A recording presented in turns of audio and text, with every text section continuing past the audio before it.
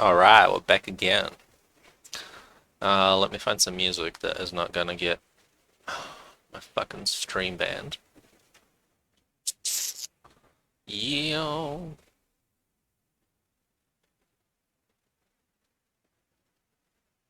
Okay, I got some drums and basses. Let's see. Playlist.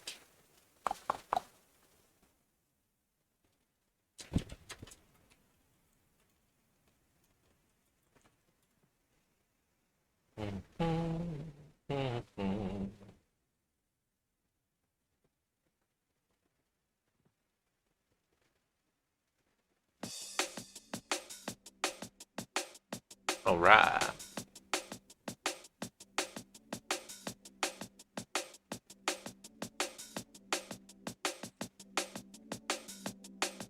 See how the volume is. Let's turn it down a little bit. I think it was too loud last time.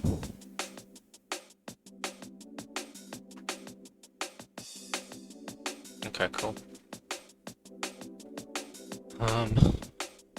That should be fine. Banu. Cool.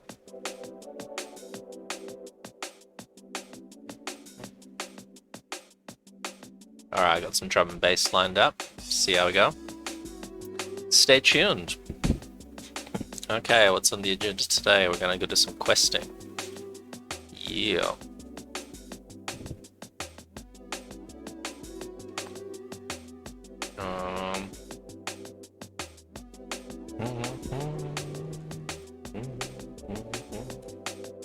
We are gonna be finishing our Vex.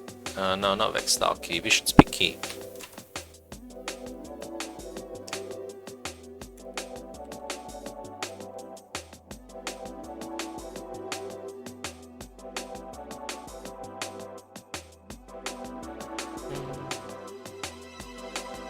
Cool, let's see. Oh, I need to ID these fucking things. Oh god.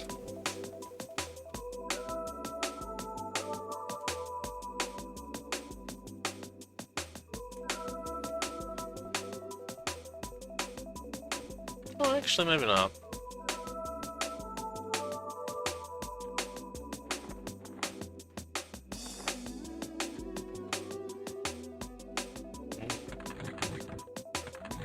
Okay, we've got a piece of medallion.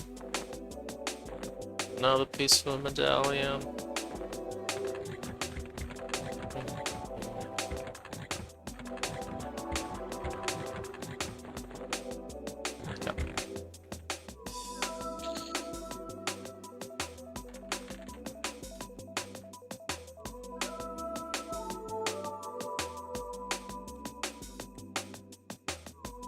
Okay, I need to know which is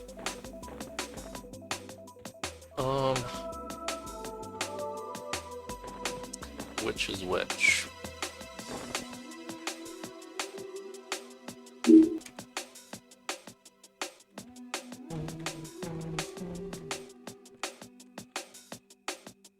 Identify spell.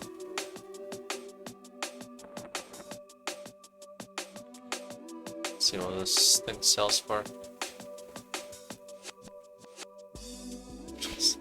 Resist magic with the 13-second cast time. You can't buy loot that's good. Ooh, a gnarled staff. Let me put that in the bank.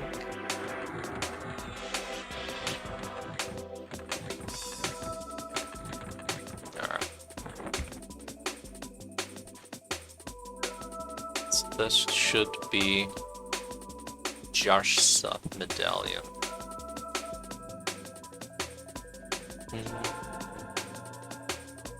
Yep. Let's go.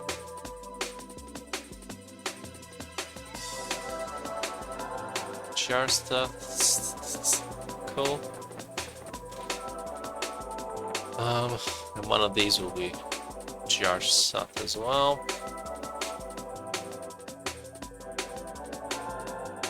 Opulous.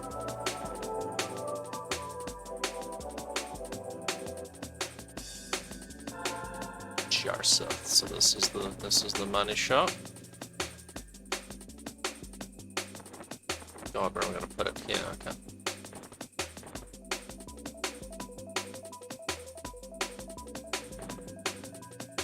Obulus and Obulus. Okay.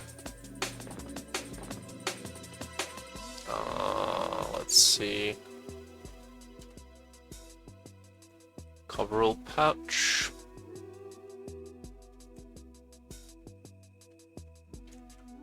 Just noting things down in my little spreadsheet. Okay, good luck. I'm just gonna give my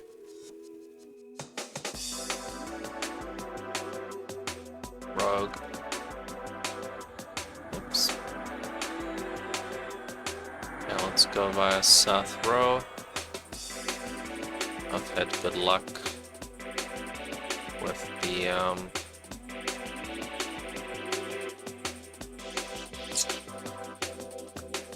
over there boats.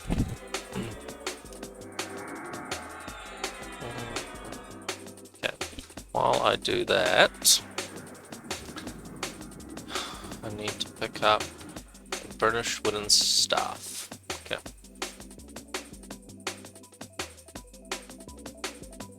And a black sapphire and a ruby.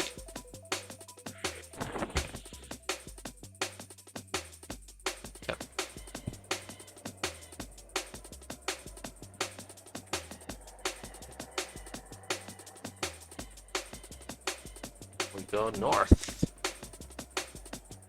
Wonder if Ancient Cyclops is gonna be up.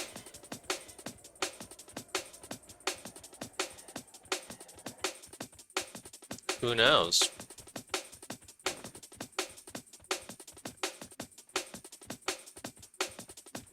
Would you God? This guy could be camping the Ancient Cyclops.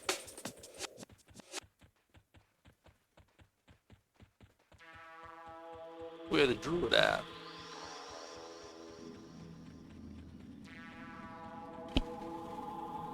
Cool. Okay, where is my burnished wooden stave? Hopefully I have some. I think I still got some. Burnished wooden staff. Got a little spreadsheet over here that I'm referring to.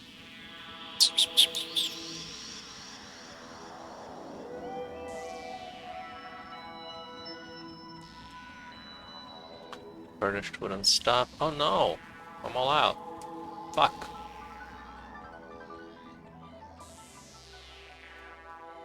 No, it's not right.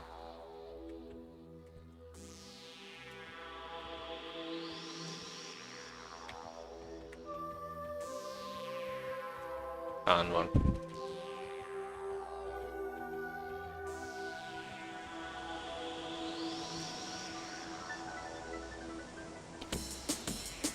Yeah.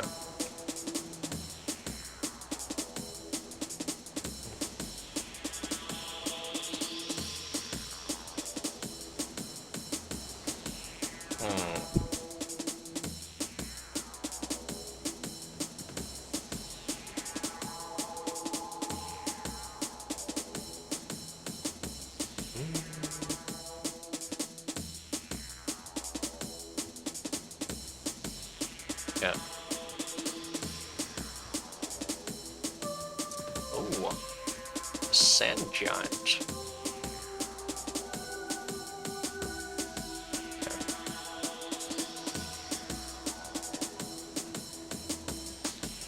Do I try to? Oh no, it's Chesil. Not your regular sand giant.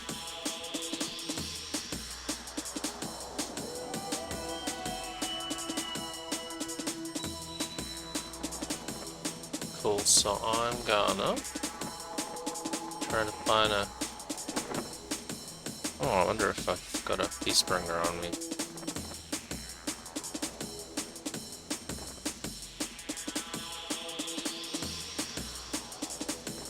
Nope.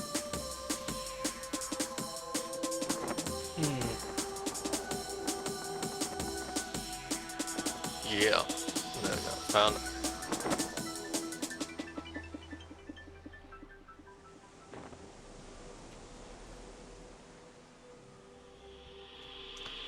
Right, come on, boat.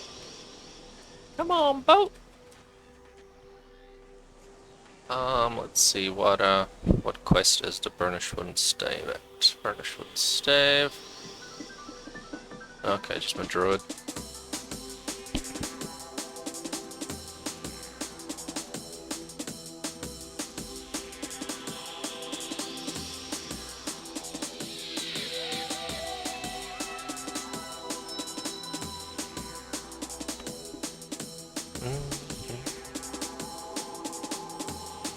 See if there's anything up.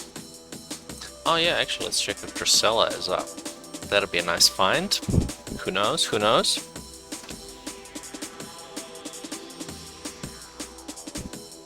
Oh, okay, so a client crashed. Rep.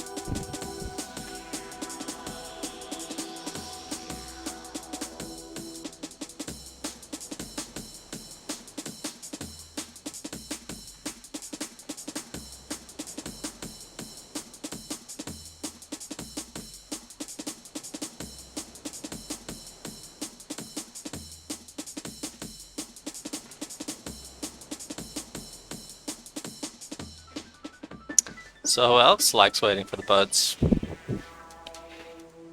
I know I do.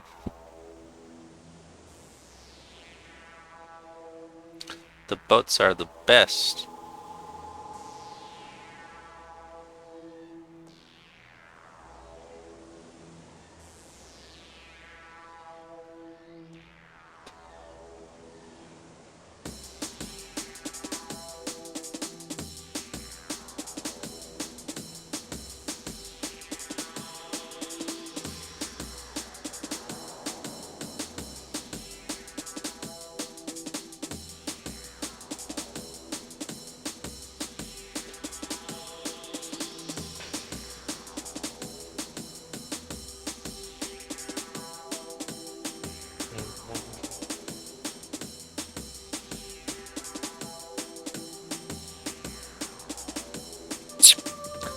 Waiting for the thing to time out.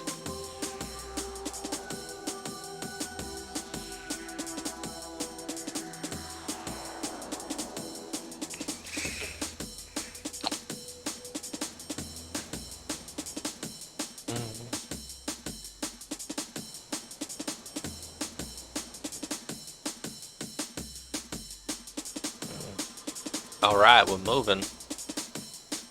Nice.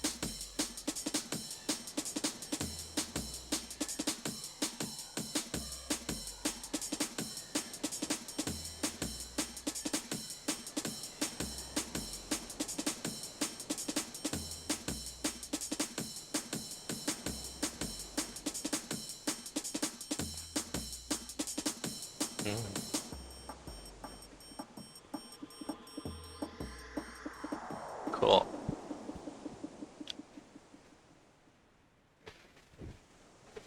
Pump it.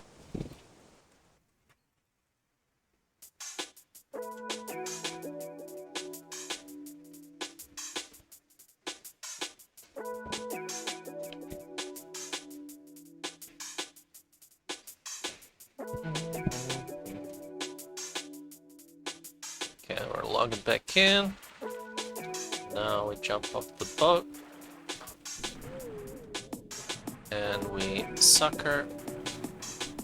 Make sure that we're underwater.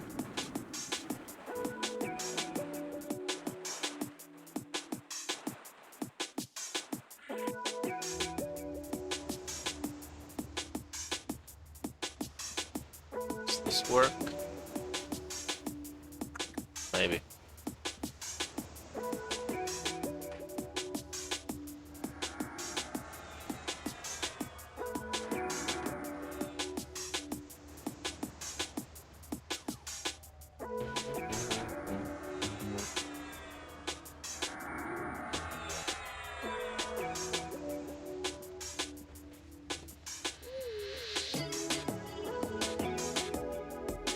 Seems really loud on the music. So let's turn it down a little bit.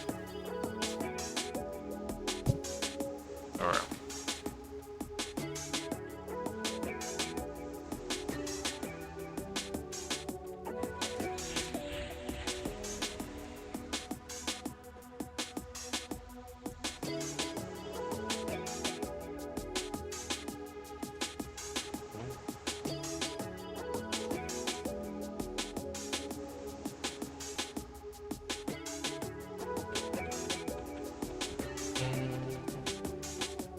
Okay, so this guy.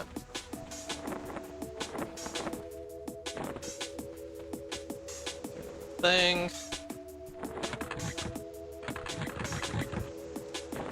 Got a couple of things. Ouch. Yeah, it's too loud. Way too loud. Calm down.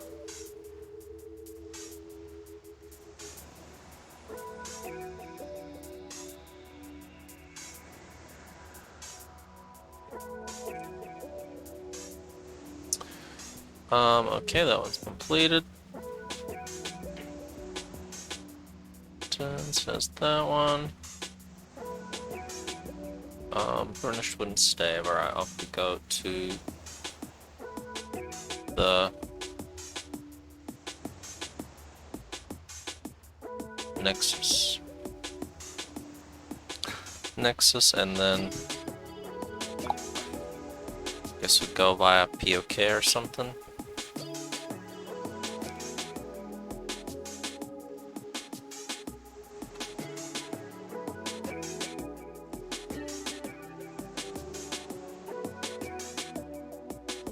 Ah, okay, we can combine this. Black sapphire and a ruby. Let's see who's got a black sapphire.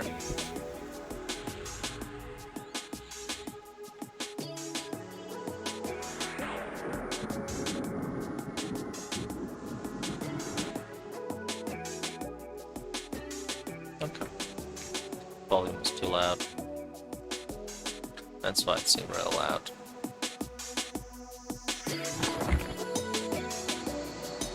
Okay, that should be better.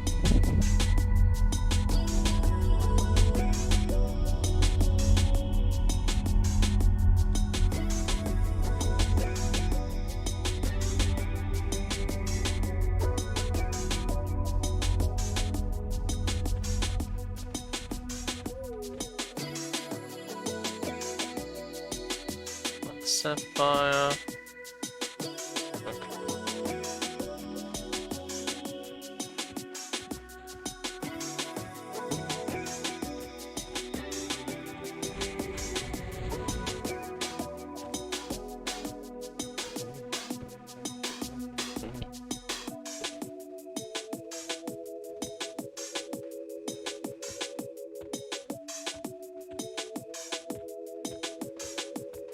Okay, let's go. No.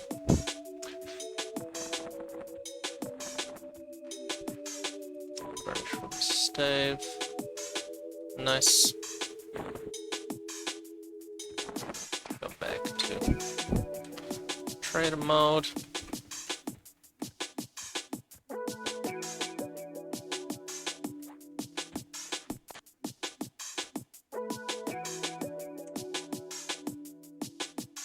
Don't mean to ignore you, Azir. Just doing some questing. I'll go to Circle of Knowledge. A black sapphire on this guy. Nice.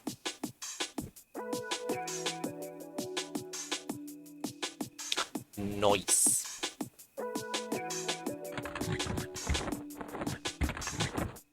Okay, let's move this here.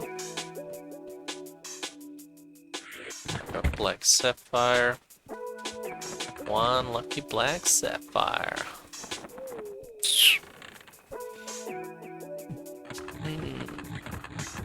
Ooh, more than one.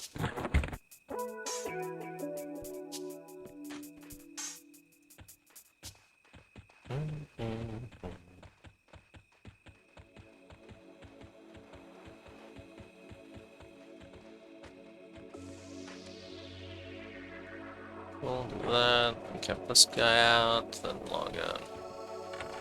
Check the bank. Select car, got a ruby.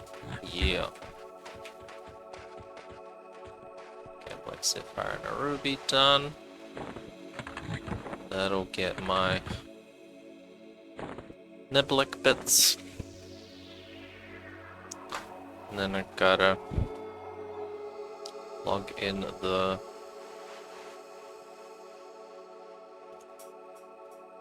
Bard.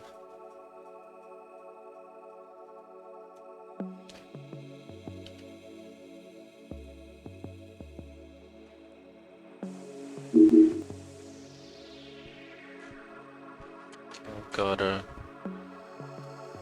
Yeah, okay, we'll go to Warslick Woods first.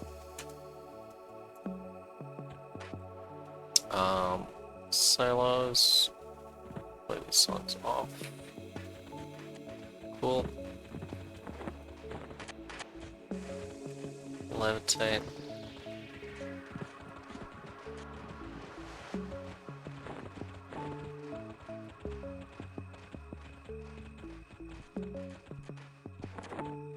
Let's get some Bard speed. Okay, we're gonna watch the woods. Let's open this up. Mission. Lock.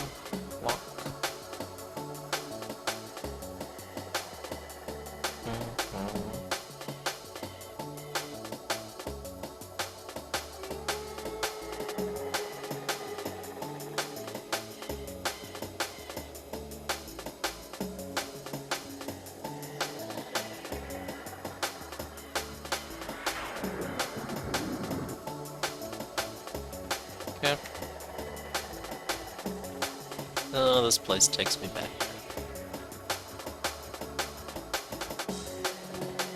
Just like when I was a little noob. A little noober. Hunting these parts.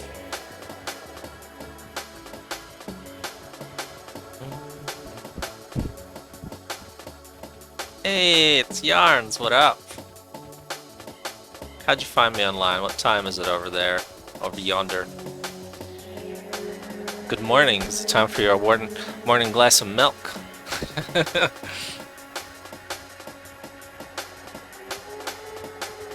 4:30. What are you doing up? Do you have an alert set up for Remy streams? Wakes you up in the middle of the night. This is important.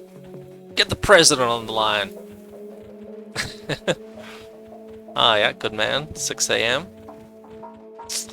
Catching all those early bird worms. Getting those pre-market stock action moves. Buying Bitcoin. You know, the hustle. Hustle is real.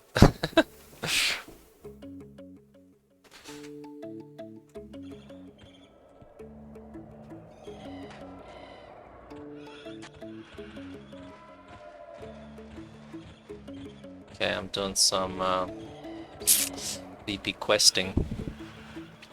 Trying to get my I have absolutely zero need for Veeshan Speak key except to have it on my keyring.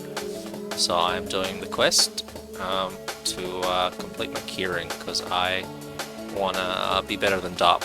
Dop is also on a quest to complete his keyring, and if he beats me to it, then that would not be good.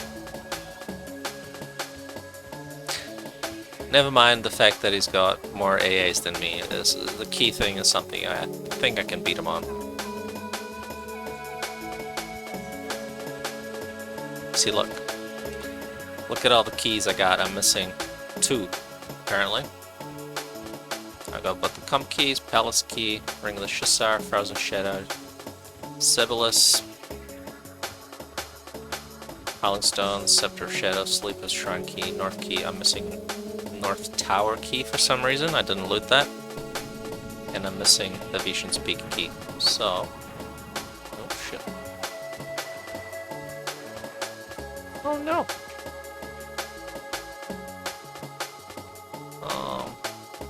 Hit the invisible wall.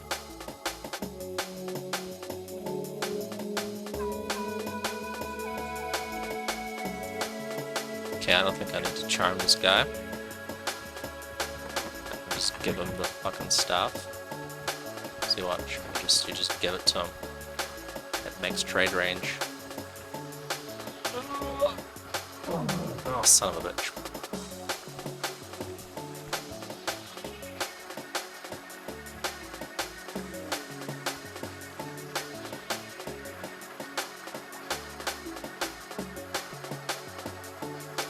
Okay. Guess we'll have to mez him or something.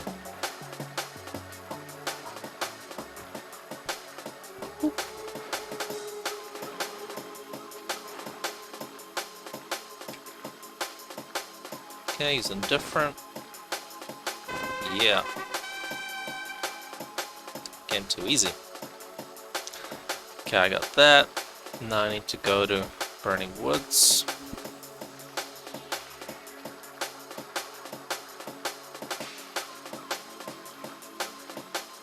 No, just doing it on tins. But I'll see how I go. I don't know what my keys are on Remy, actually. I might look into that, because I can skip the whole Tower of Frozen Shadow now if I just use my rogue's character. I can just skip ahead and get the Tower of Frozen Shadow key, and I think I've got most of the other keys as well, actually. So I don't have the Palace key though. That's a tricky one because you got to get it on the raid, and that's not. Yeah, it is. It's not the master key, it's just the level 7 key, which gets you access to everything, apparently. Yeah, so with Remy, the problem would be the Palace key, but I could technically go there with like a person. I'm sure Wellix would be down to get the Palace key for me. Maybe we can crush into it or something, so he's not AFK and Plane of Knowledge. Hey, let's go EXP and Vex style. It's gonna be great.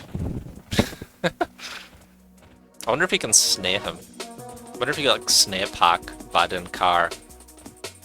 Ooh, actually I'm gonna check to see if Tendon Slice lands on Vardin Car.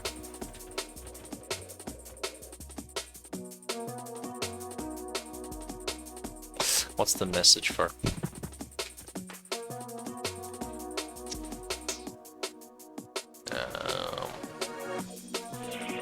Actually, no, I need to first go and see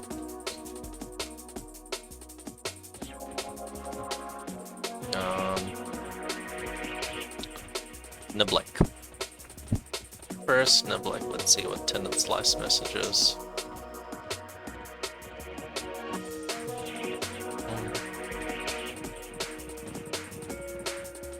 Because if Button Car can be Tendon Slice, then I could just snare pull him to the zone and snare park him, and then single kill him without killing the trash. That would be easy.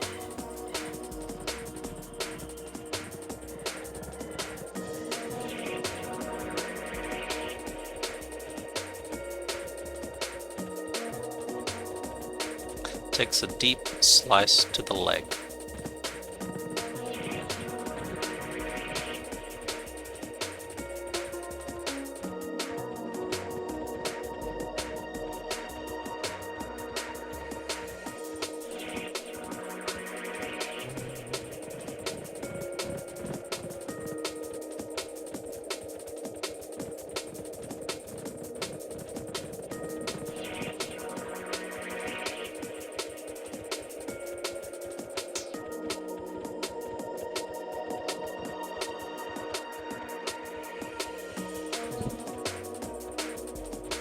Okay, let's see if I got any text logs for him getting snared.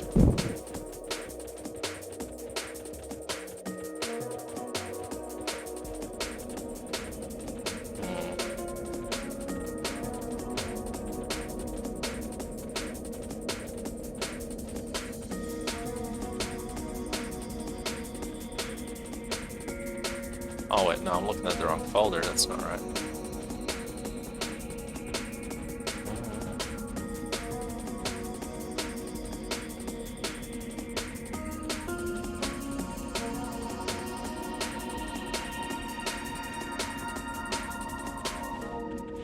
I think that's the correct name.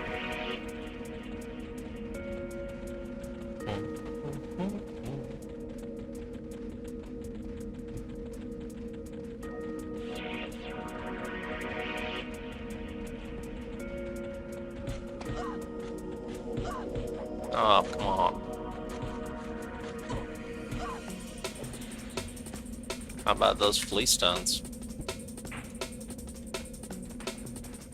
Okay. Need to get the Bard song going.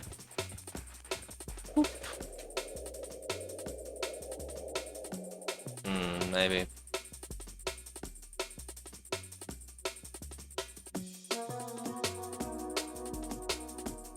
Did I spell him correct? Maybe I got his name wrong.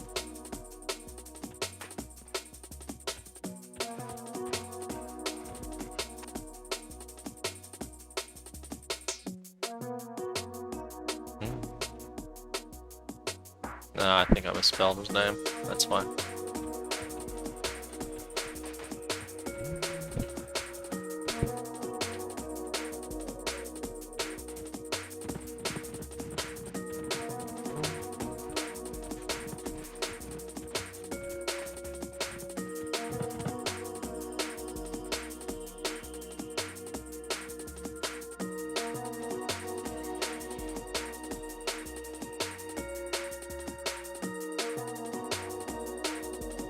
Okay, so it's just button car is ensnared.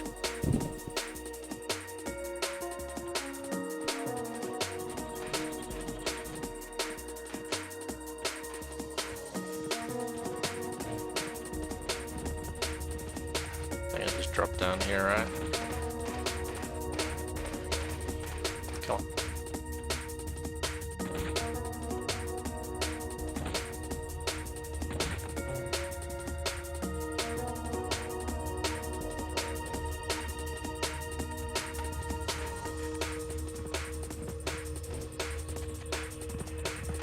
Where do we go?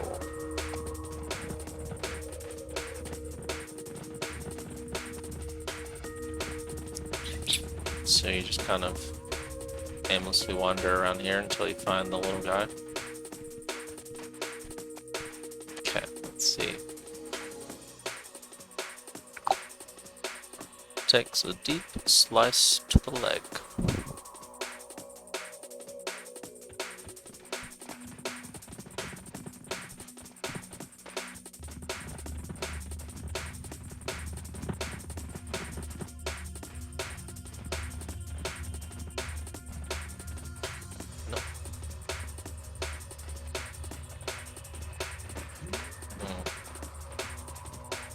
Where's the little guy? Tired slave. In the black, yeah. Alright.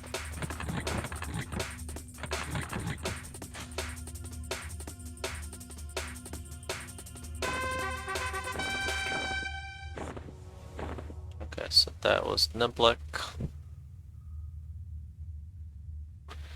So this is the piece that I need, I'm pretty sure. I'll just put it here. And then we gotta get out.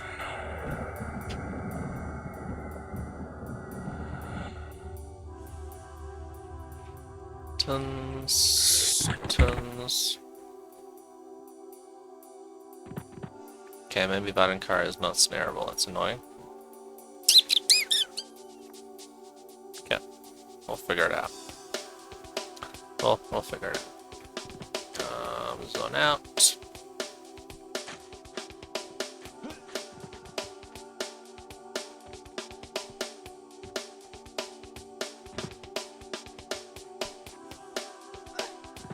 Okay, little sucker. Then we go north, I believe.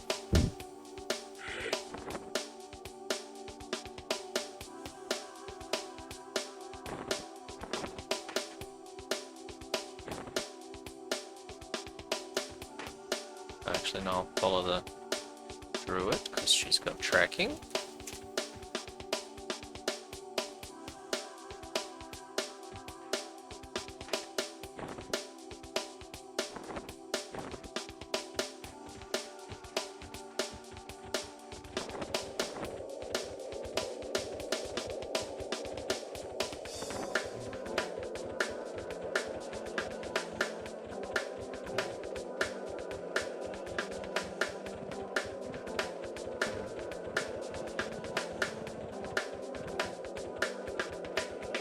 the zone.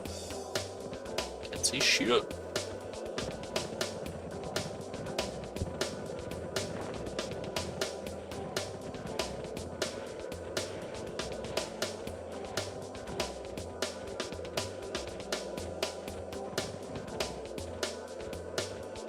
Slip some guy to the left.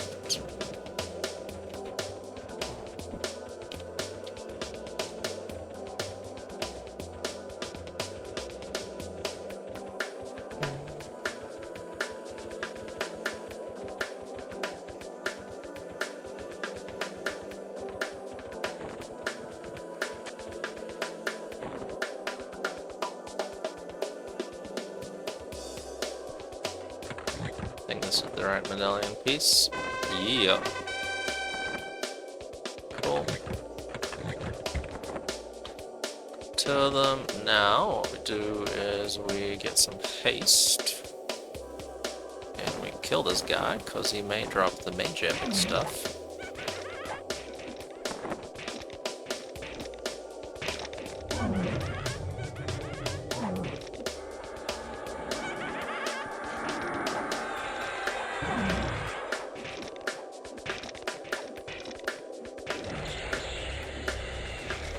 When you might need some mage epic action.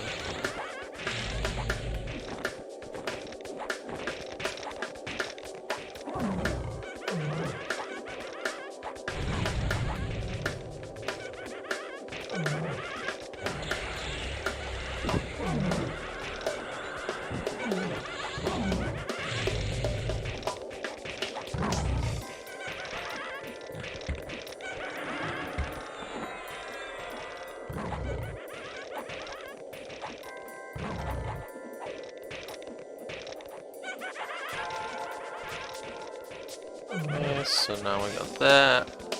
Now we need to go back to POK.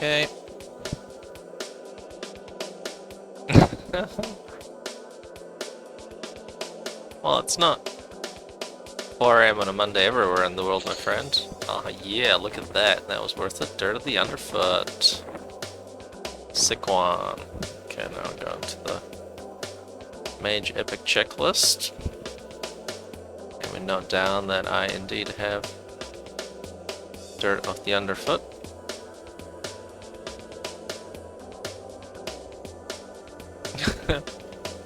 What else is there better to do at 6 AM on a Monday than watch someone lick a microphone? Really? I mean, let's be real here.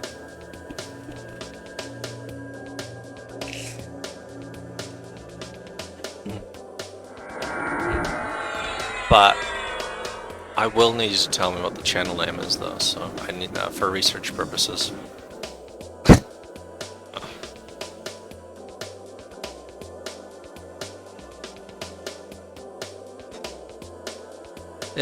We're doing research here.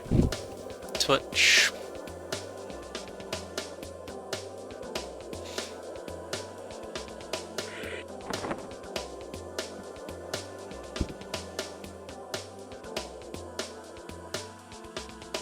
Oh, okay, I can see the appeal. It is a nice.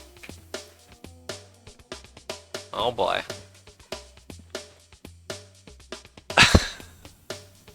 She's literally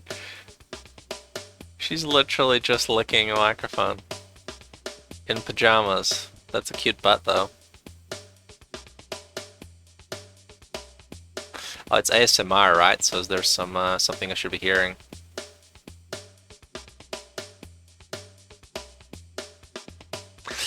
How does that work? Does she get like tips and stuff? She basically sits there licking this thing and just gets tips. Wow, what a world.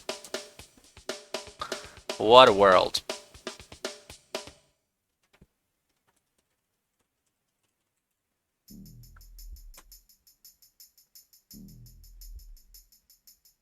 More ear-licking goal.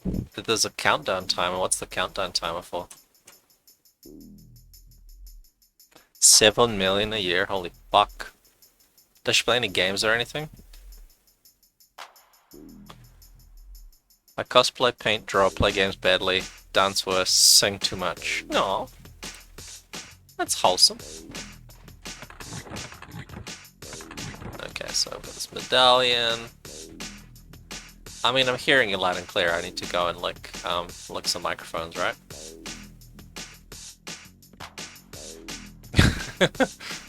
Or maybe just wear pajamas.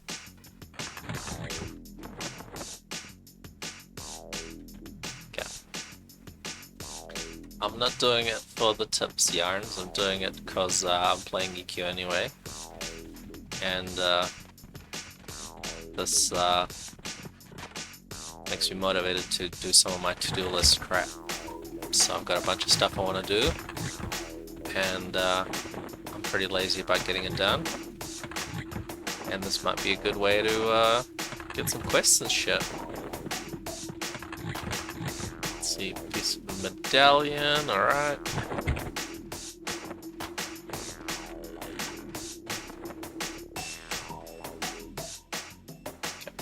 So I'm gonna follow the bard. Oh, follow the bard.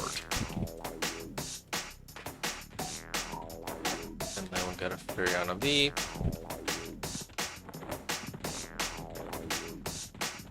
She's still just licking that microphone. That's hard work. That's a lot of licking. She's not even stopping to get some water. That's talent.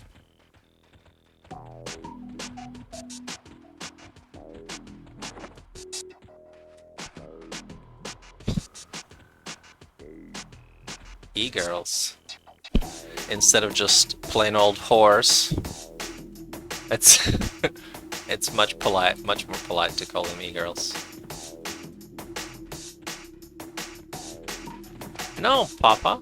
I make you proud. I'm not just a whoring myself on the internet. You see, I'm a cool geeky e-chick.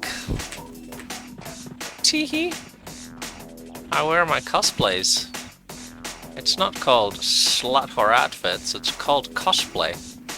God, don't you know anything, Papa?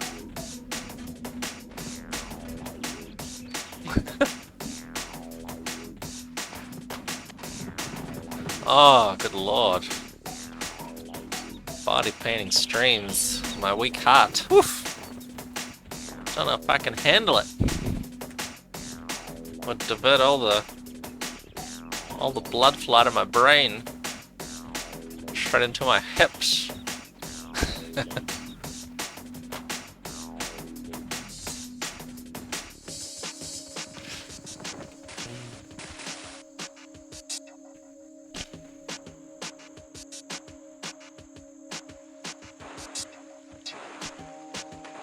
It reminds me of that meme where it's like a dog and then it just goes slop, slop, slop, slop, slop.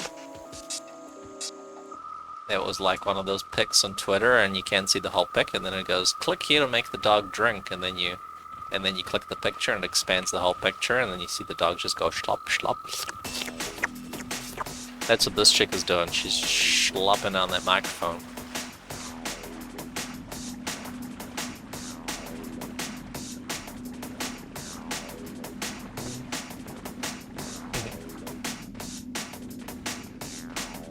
Nope. She's got some hair stuck in her mouth. How long do they do this for?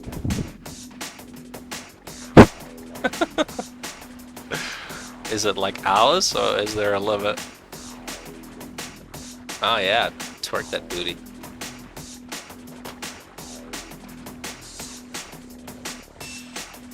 Sleeps and stream, wow. So we are talking literally the entire day of wearing pajamas and just whoring yourself out. How's your day? Ah, real busy. Licked the microphone for 17 hours. Time for sleep.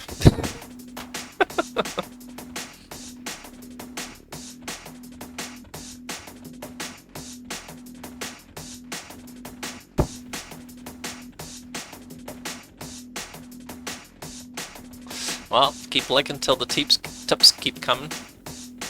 Don't stop, baby.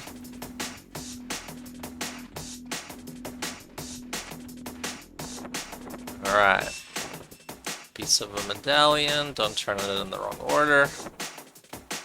Piece of a medallion.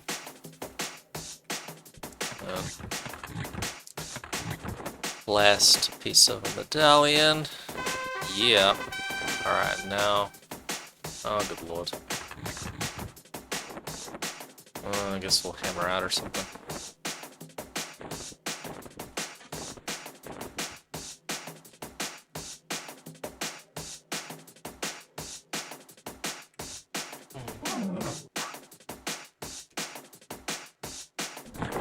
Ooh, nice. Look at that. 2-pump chump.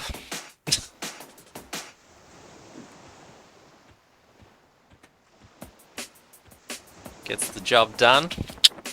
Time for nap. It's that ASMR microphone licking that made me rock my hammer, so to speak.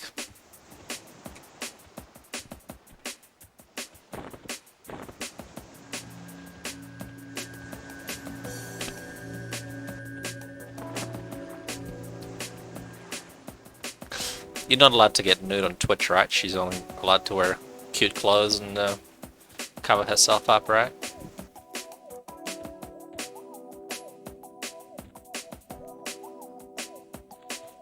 Okay, where have I got a track tooth?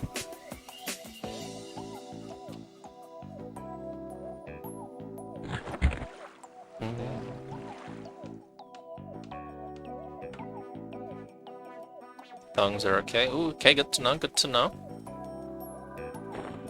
Good to know I can get sassy with a thong.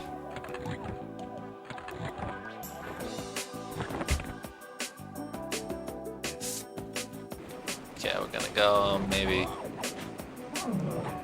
No. Oh no! Stop this dwarf and cat violence. Just gotta cover those sweet, sweet nips.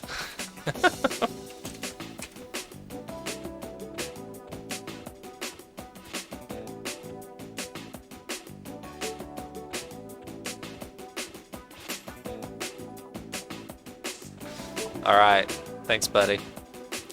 Thanks for stopping by. Have a good day at work. Don't throw parcels through people's windows.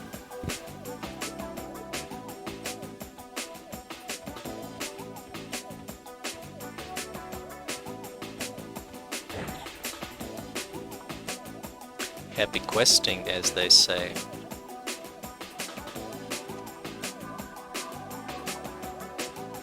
Alright, I gotta camp out this character, because I want to get the quest done on Big Boy.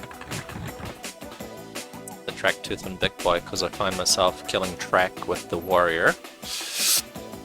And looting another key with the warrior, so...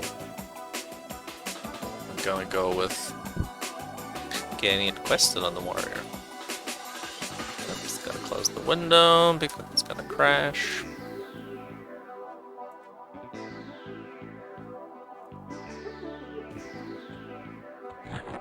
Okay, window to the south.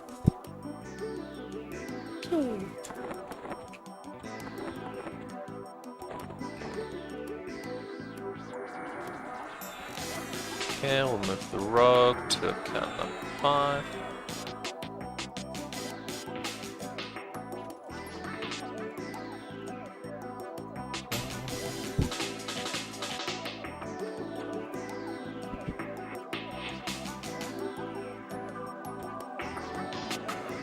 Oh damn, the warrior is... He's where I left him. What's up with that?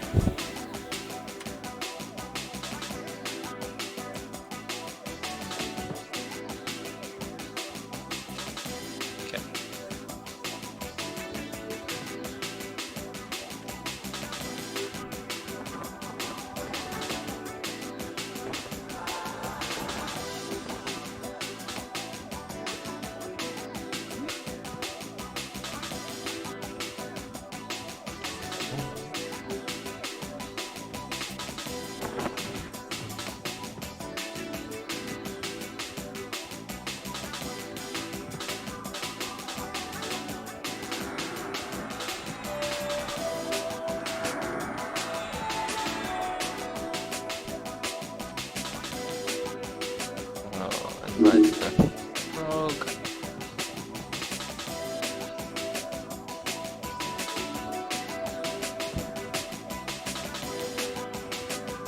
We'll go intercept the warrior and give him a speed boost.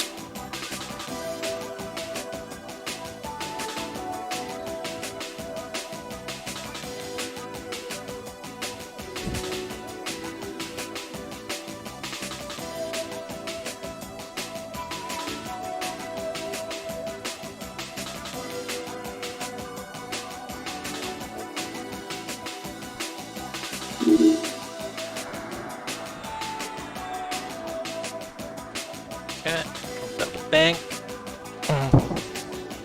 Pick up some teeth.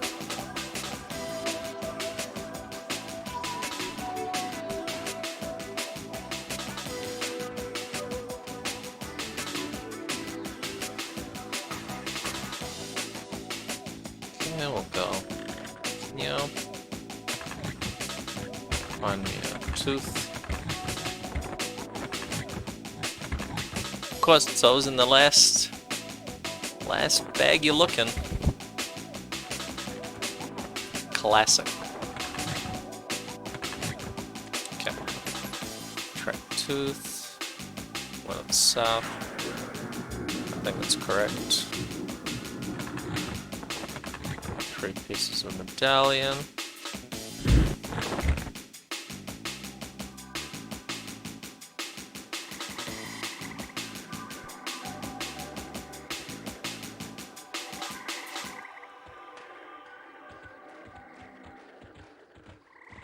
Follow and we'll follow.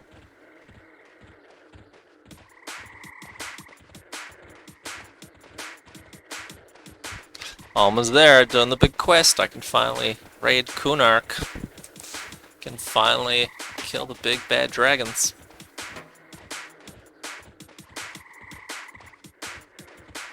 Okay, we'll just clear my quest stuff.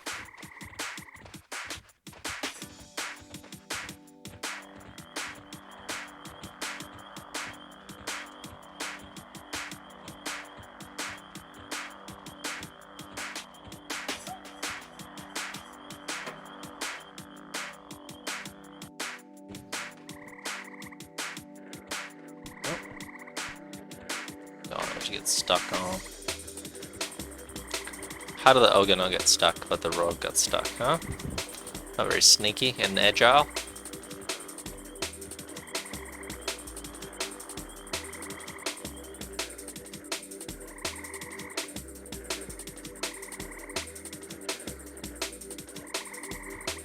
Okay, let's go slow.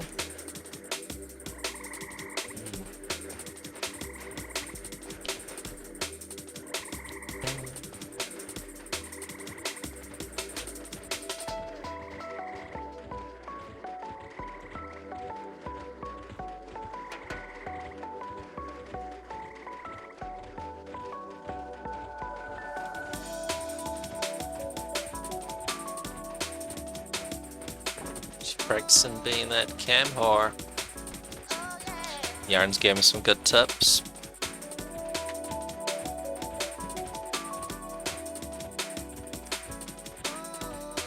I need to check my volume levels and hopefully not get demonetized for playing some drum and bass. So let's see if the volume levels of 11 decibels. Minus 12 decibels what I got the music set to, so that's a little mental note.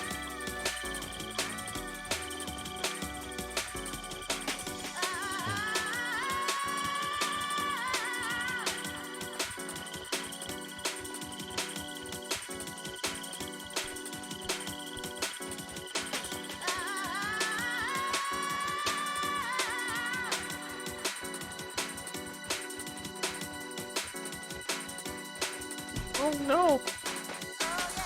Getting attacked by a stray cock.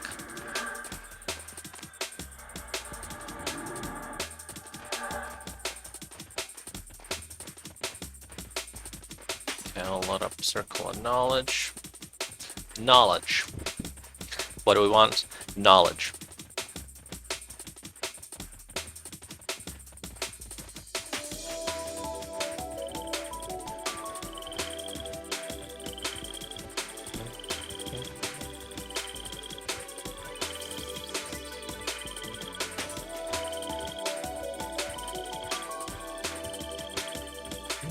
Gotta love these Kunark zones, just vast empty spaces filled with jungle and trees. All looks the same.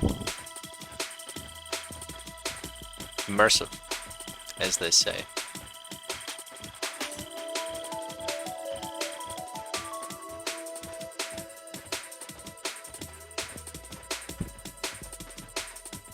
Speaking of investments, let me just check.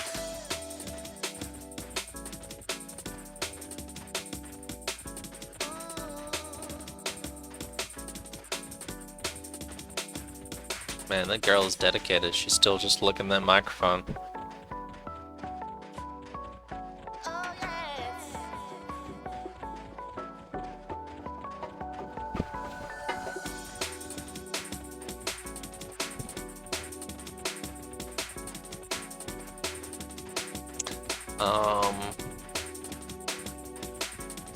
Just bringing up some charts on my other screen, seeing how my investments are doing. Could be better. Could be better is the answer.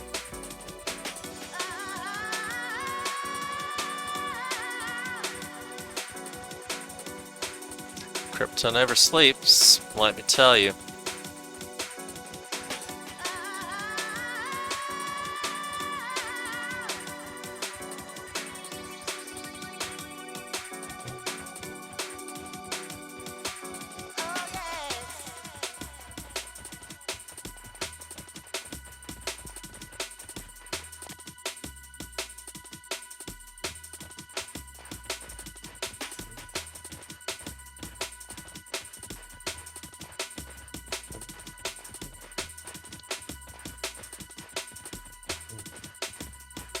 Look at this chart. Show you.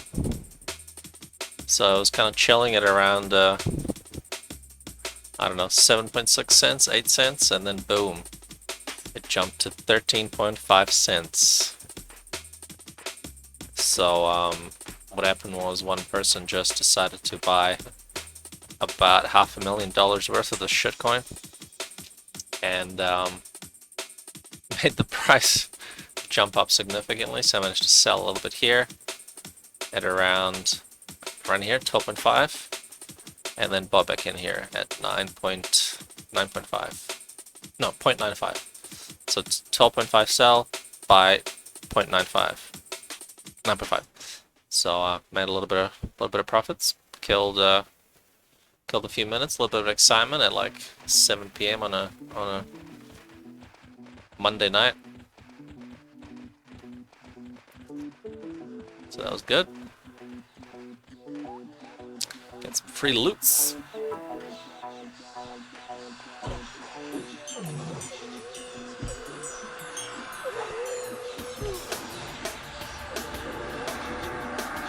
That was my loots rating experience. Oh, another guy.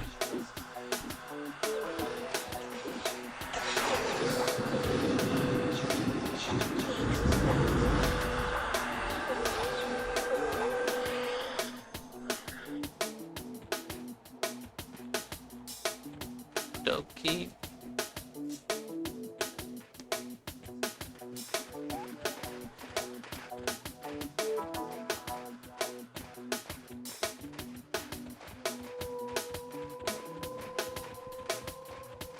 Down we go.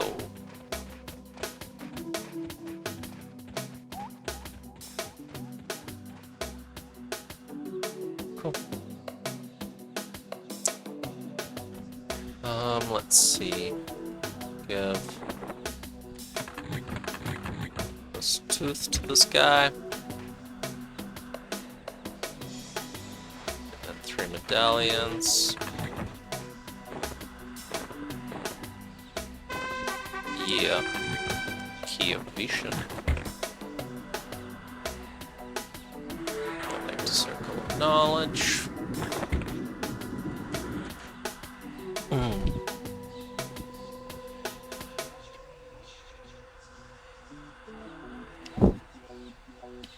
Then I need to put on a keyring. And and then delete the key. Yeah.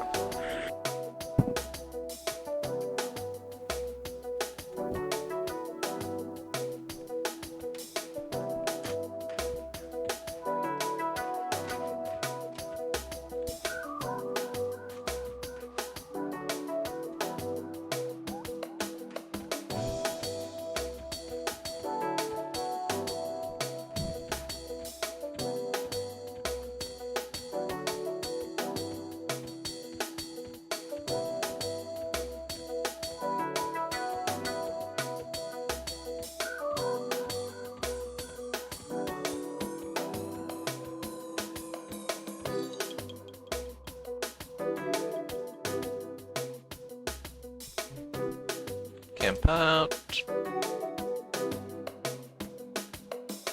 Move the rogue back to this account. Exit out. Log in. Mage.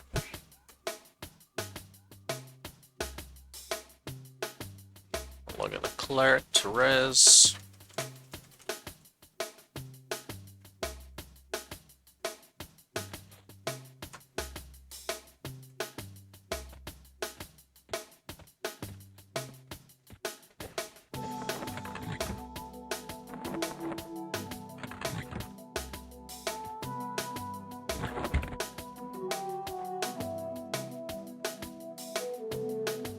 Cool.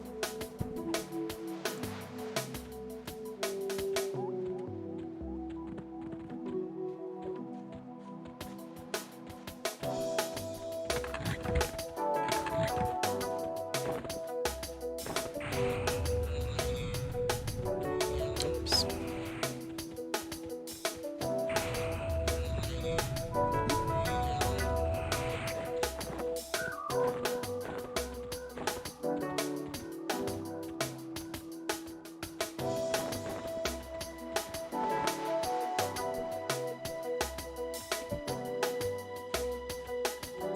Dangers of 3-boxing, you just end up running into walls.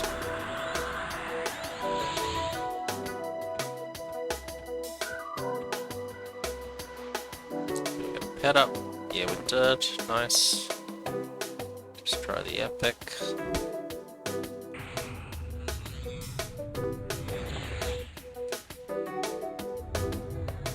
Duel.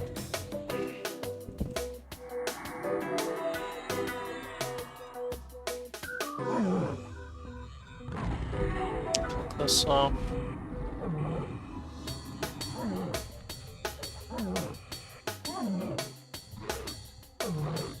Face the back.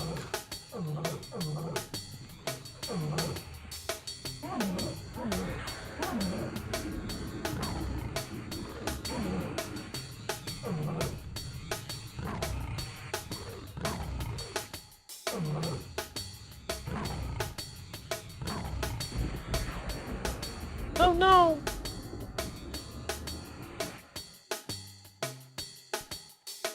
Okay, we can camp out. Res.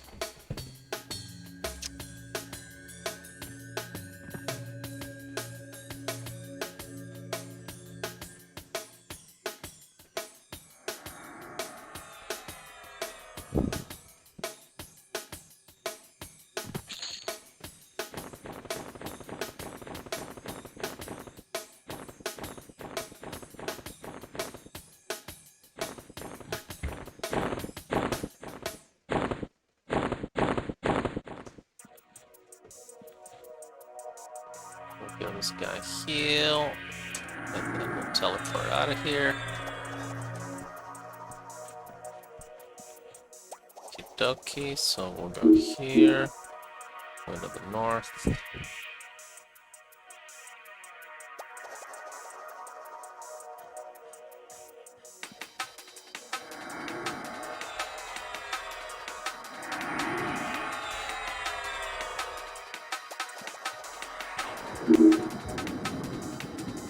Alright. Off we go.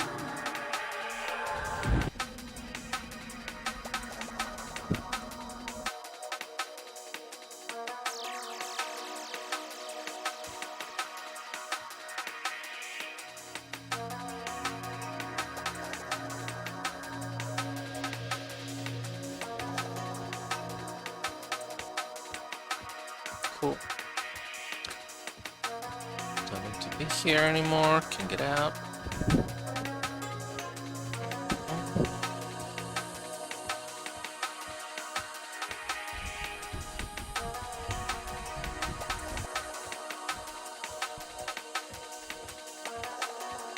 Just gonna use this opportunity to see if there's any targets to kill that are up.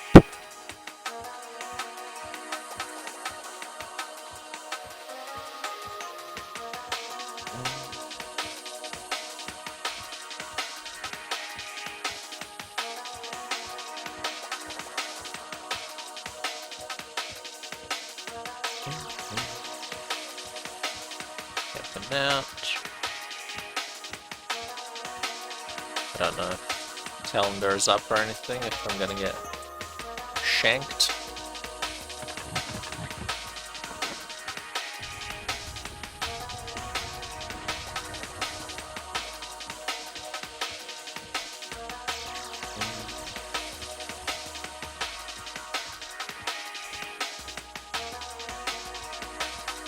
Oh, I don't think he's gonna be up. No.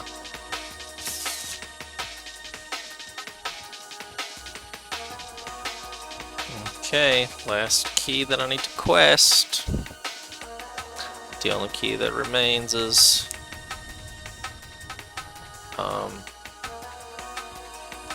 North Tower key, sorry. I've got the palace key, I need a palace key on my enchanter somehow.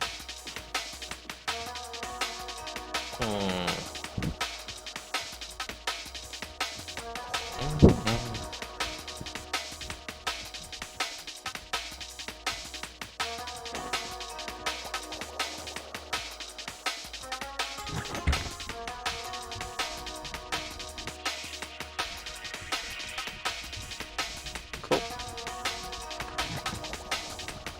There we go, folks. Key of Veeshan. Get rezzed out.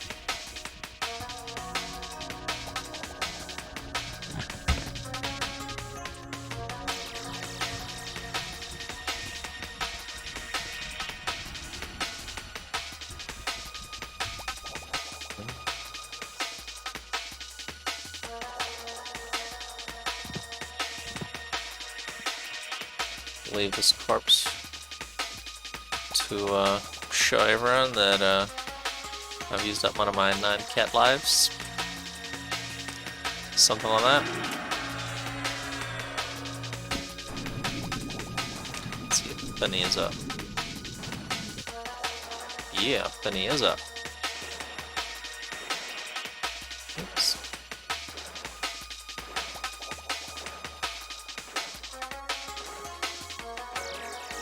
Okay. Let's see what he's got. Fizzle.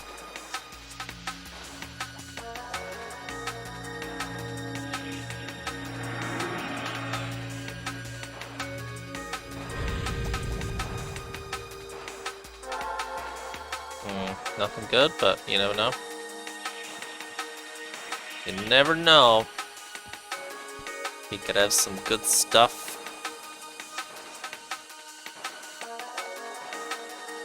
Just get the right item in.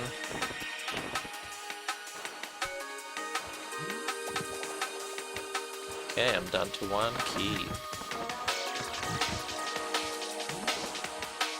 The key quest.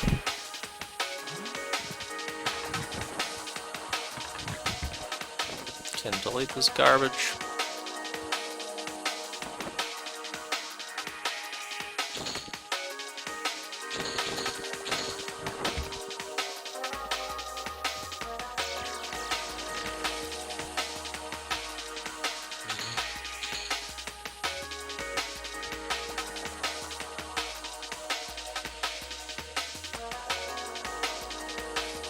I think Federer's been killed.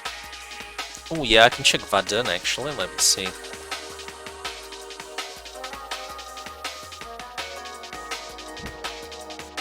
Ooh, Cherisis, who's up in...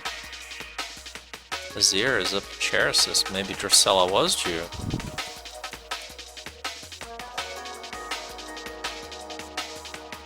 Guess we'll never know the answer.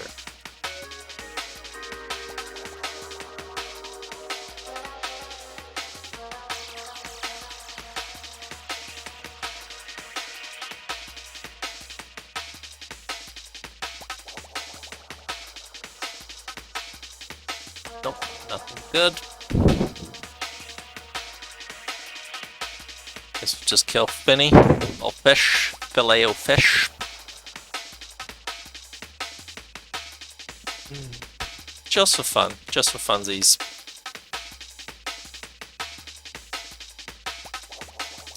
Don't really got nothing else to do.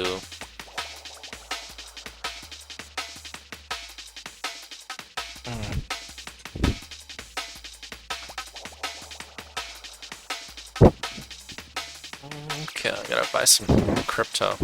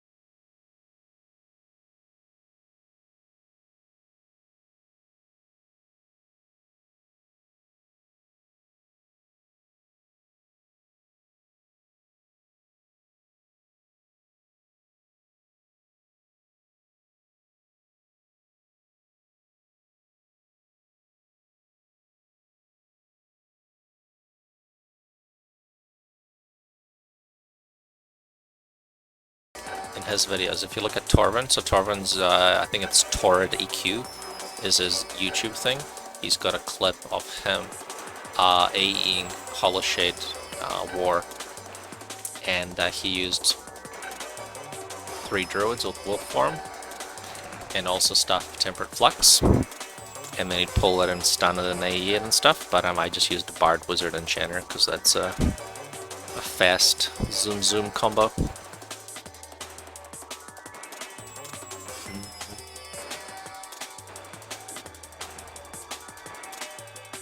Did I land my FD? I sure did. Nice. Cool. So I'm in range, so now I just wait for the mob to reset, which will take a little while. In the meantime, I will buff myself.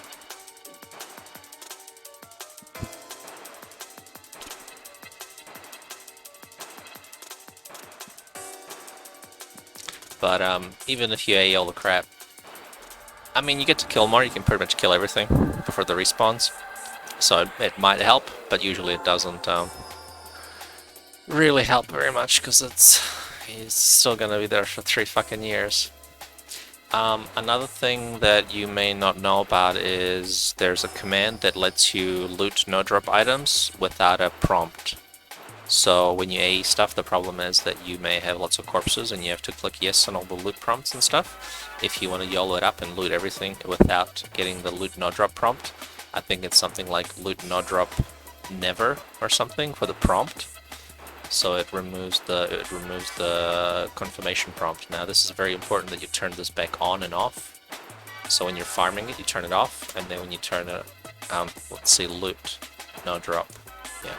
So you loot no drop never, and it says never display requester for looting no drop items, which means you can just right click and click and loot all the stackable no drop shit, and then you make sure you set it to loot no drop always, which says always just display the item. So you make sure you turn it back on, because if you leave it turned off and you're at a raid and you're right clicking an item to inspect it, you may accidentally loot it, which would be pretty bad.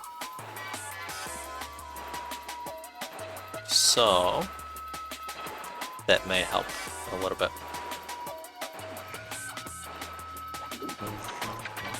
That's probably the biggest little boost, to be honest. So I'm trying to position this guy.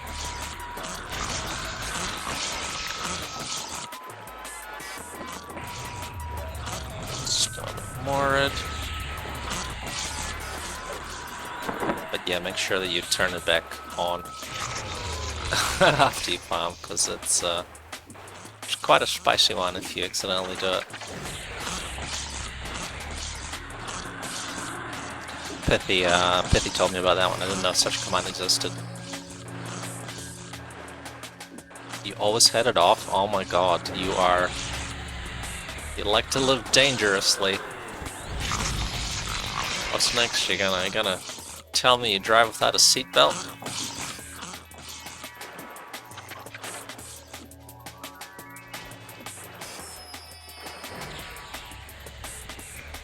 You operate without washing your hands? Oh shit.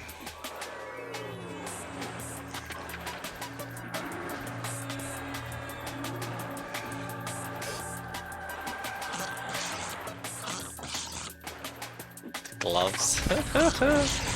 Don't need to wash your hands. Get gloves on. All the doctors know it's just an illusion. Just wear the gloves over your head and it's good.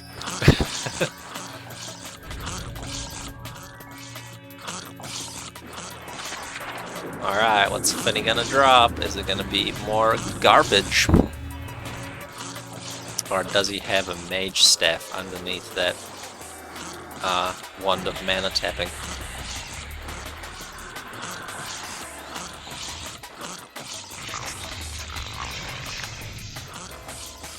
Look at that. Flat out resisted ice comment. Yeah. Not even scared.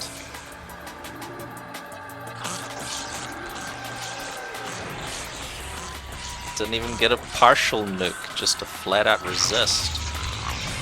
That's what you get when you have 2 or 4 cold resist, apparently.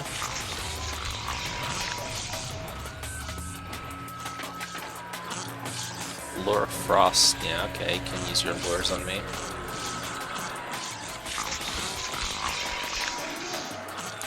How much mana does this guy have? Come on.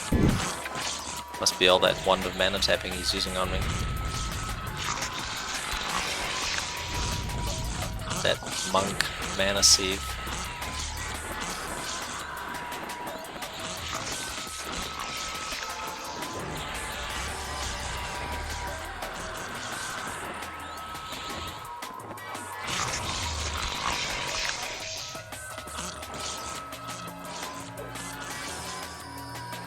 Well, I don't know how to accurately test this without pulling Finny all the way around, but he seems to be a bit better with the hitbox. Sometimes when he gets close to the wall, he would be unhittable. He'd get that cannot hit your target from here kind of stuff, but he seems to be behaving a bit better. So I'm happy with that. It's always been tough with this underwater business.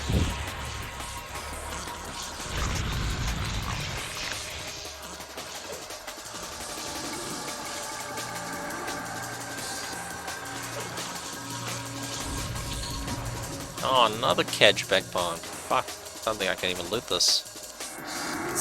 Oh, it's not good.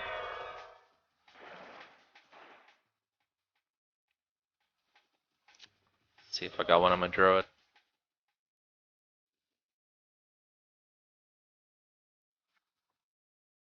Yeah, I do.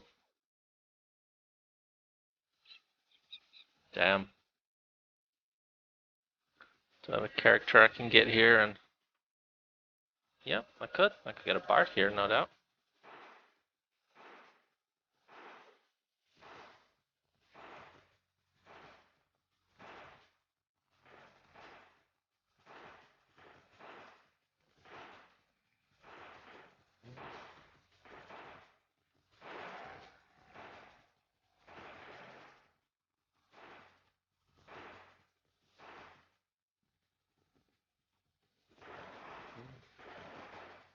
See if I can loot this fucking thing.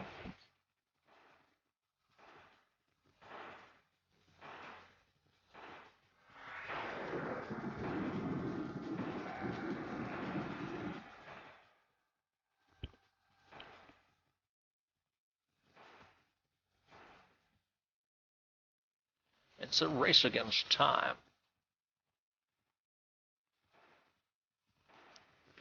This is what always gets me is when people kill Finny and then they advertise something is rotting on Finny. You're like, how the fuck are you supposed to ever loot it? Who can possibly ever make it in time to loot this fish? Seriously. Disband, invite. So need to now. It's like, you know, something loading on Quarm Corpse. Get your Planar Time flag just in time to loot it. It's like, I don't think so, buddy.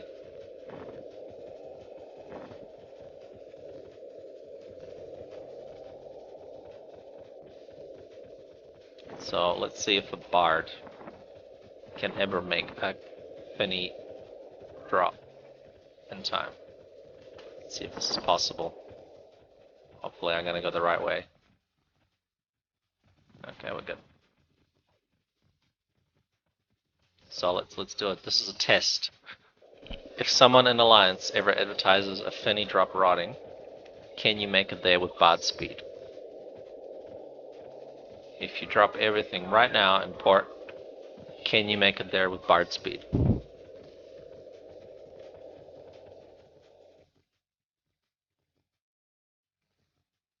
Place bets now.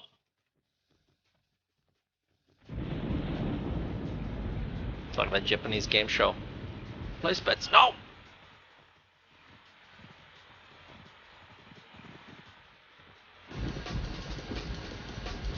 So, what's up with that? Cause like, one time I needed a catch backbone. for my bard, and I think I killed them like 20 times. And I didn't fucking get a backbone, and I had to buy one, MQ. And then, now I don't need the backbone, and I get 2 in a row. What's up with that? Huh? What's up with that?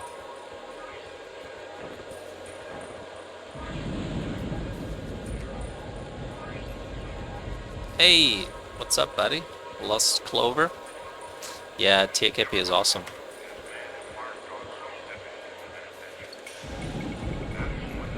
We're doing some bullshit questing kills just for fun. Oh no.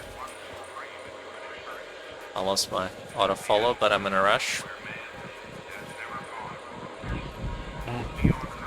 Do you play on the server as well, buddy? Or are you just long time listener, first time caller? Yeah.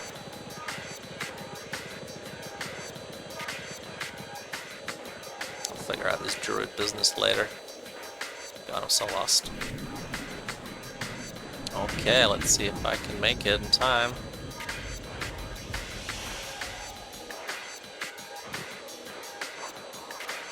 I killed Finny and I'm seeing if I can loot the corpse in time. Oh god, this is gonna be interesting.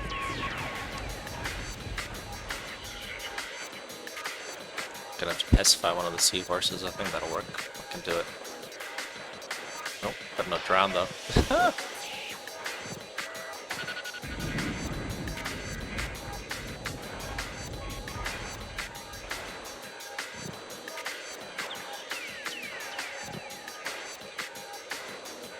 Yeah, what's the time? 2 minutes, 3 minutes. Fucking shitload of time. Okay, let's not drown. The name of the game is not to drown. Hang on. Shield the green dragon, that's not mine. I'm doing a thing, wait, fuck it. There we go. Yeah, made it. Okay, let's get back out.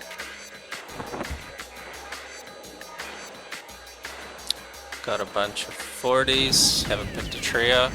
Yeah, it's kind of fun. I mean, picking a trio, that's a tricky one because I had a trio that I started with, and I went with the casters route because they require less gear. If you get a melee, you need, you know, obviously more gear dependent. So as a caster, you kind of need less gear, but then as soon as I finished leveling one trio, then of course I had more characters, and then what you do is you get more and more characters, and then it never ends. Oh shit, went the wrong way.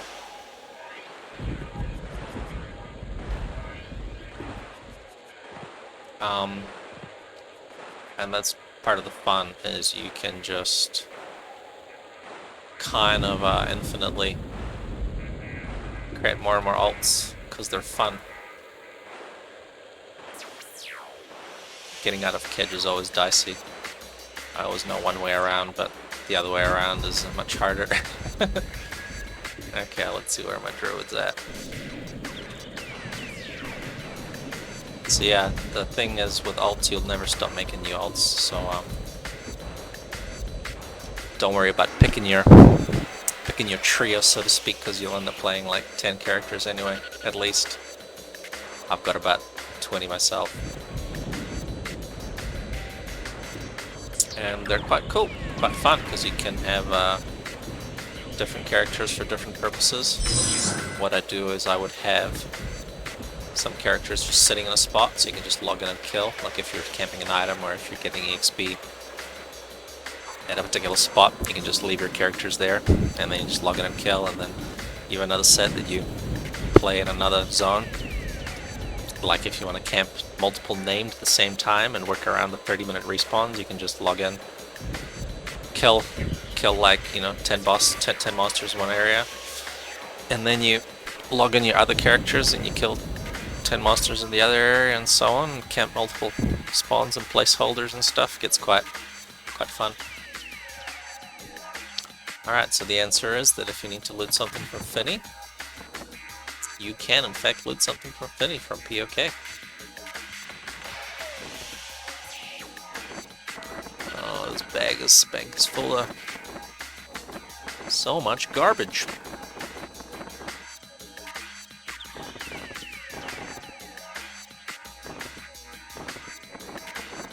There are bags full of garbage. What's this? Faults. Whee! This is another stream of faults. ZYZX. He used to play on the progression server. So he plays a monk, and then he played a bard, and for some reason he stopped playing his bard and now he's back to playing his monk. I don't know why, but whatever. Whatever floats your boat, so to speak. Okay, cool. I got my key of Veeshan done. North Tower key. What else? Oh yeah, I got my third plate legs, I think.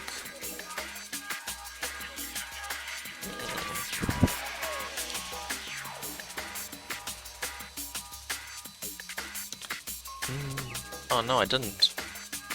No, I still need more faction, okay. Okay, maybe I can do that. Okay, I can go to Kale. Do a little bit of killing.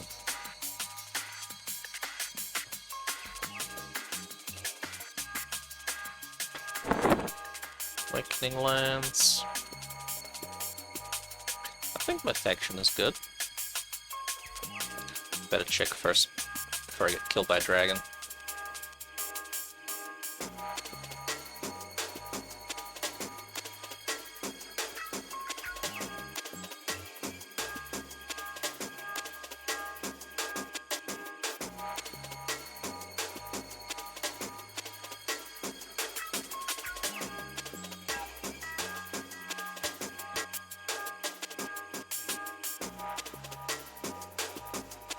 How did you find the stream, by the way, Lost Clover, Mr. Sir? Did it just pop up on your EverQuest stream or something like that, or did you just specifically search for TAKP?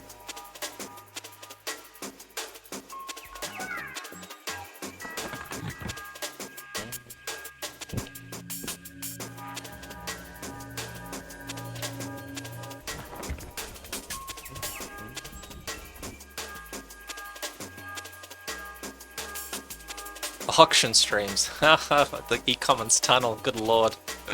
That takes me back. There's none of that here. None of that stuff here.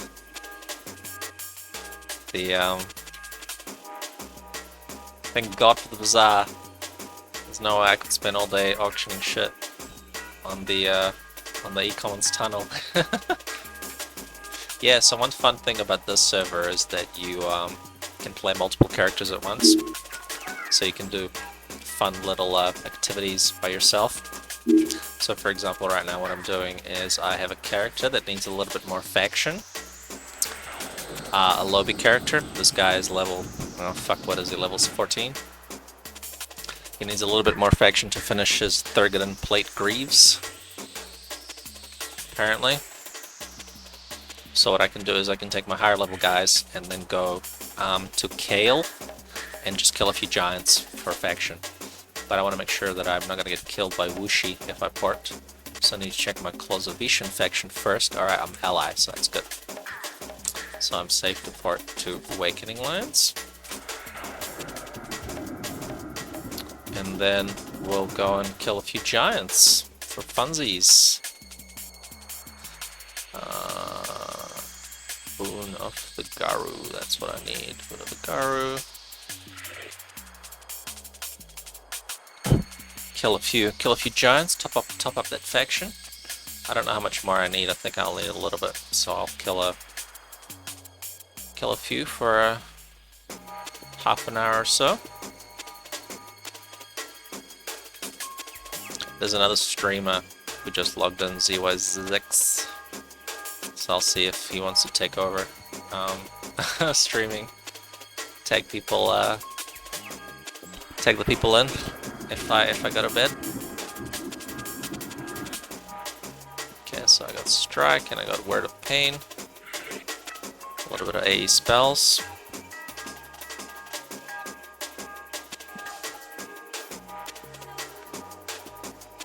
So I've got 3 characters I'm playing here. So this is the window switching. What you'll see is me changing the client windows. So I've got client 1, client 3,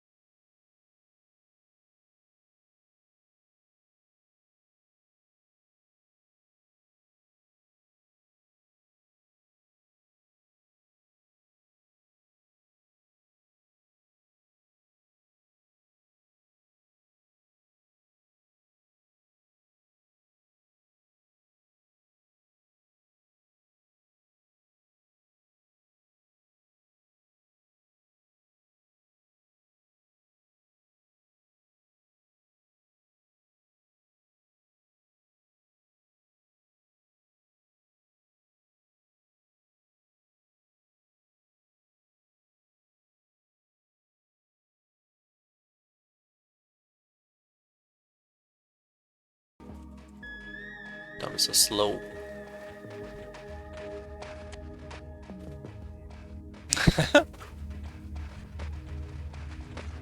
Huh. Yeah, there's another streamer called Yarns who streams and he loves his milk. Little mama's boy drinks his mama's milk.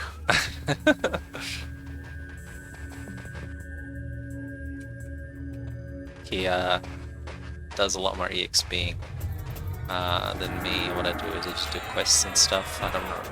Not really big into EXPing at the moment. I'm waiting for the next expansion to come out. Planes of Power, which is due to come out, I'm gonna guess maybe like 3 to 4 months from now at a rough guess. I'm just speculating. There hasn't been an official announcement date, but the way the development is heading, I think it might be around 3 or 4 months. They've got one more Elementals on to do. So I'm not sure if you guys that are watching are from P99 or something like that. If you know about the expansions after Velius. So we're in Luckland at the moment with some Planes of Power zones, but the next expansion is the full Planes of Power release, which means some really cool raiding content and some really cool EXPing content. The experience is much better. Just monsters are higher level. There's more fun things to do. You combine EXPing with getting other quest items, like for example farming trade skill items, or farming key quests, or farming cool droppable loot. So you get some like really nice droppable items, especially in the higher zones. So what it is, it's a progression, like a tiered Planes of Power system, where you have like progressions where you kill, you know, like tier 1 bosses that get you access to tier 2 zones, you kill tier 2 bosses that give you access to tier 3 zones, and so on. And obviously it gets tougher and tougher to progress, but the more you progress, the more interesting and the more challenging the monsters are. So when you get near, they're called the Elemental Planes, which is the ones that are near the end of the game. They have some really cool experience spots and items, and it's just much more fun to do group content, because you're killing tough bosses, you're killing stuff that hits for like, I don't know, 1000 or whatever. It's just normal EXP stuff, so they're kind of like equivalent to Velius bosses, but it's just normal EXP group stuff. But there's also some really cool items, so you get like Flowing Thought 5 range slot items and just crazy cool gear in the Elemental Planes.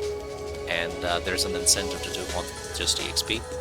You can EXP and get cool items, or get cool trade skill items, or do some cool quests. There's like this quest that needs you to get a whole bunch of items from a whole bunch of zones, and it's just like super involved and a good way to combine doing more things at once.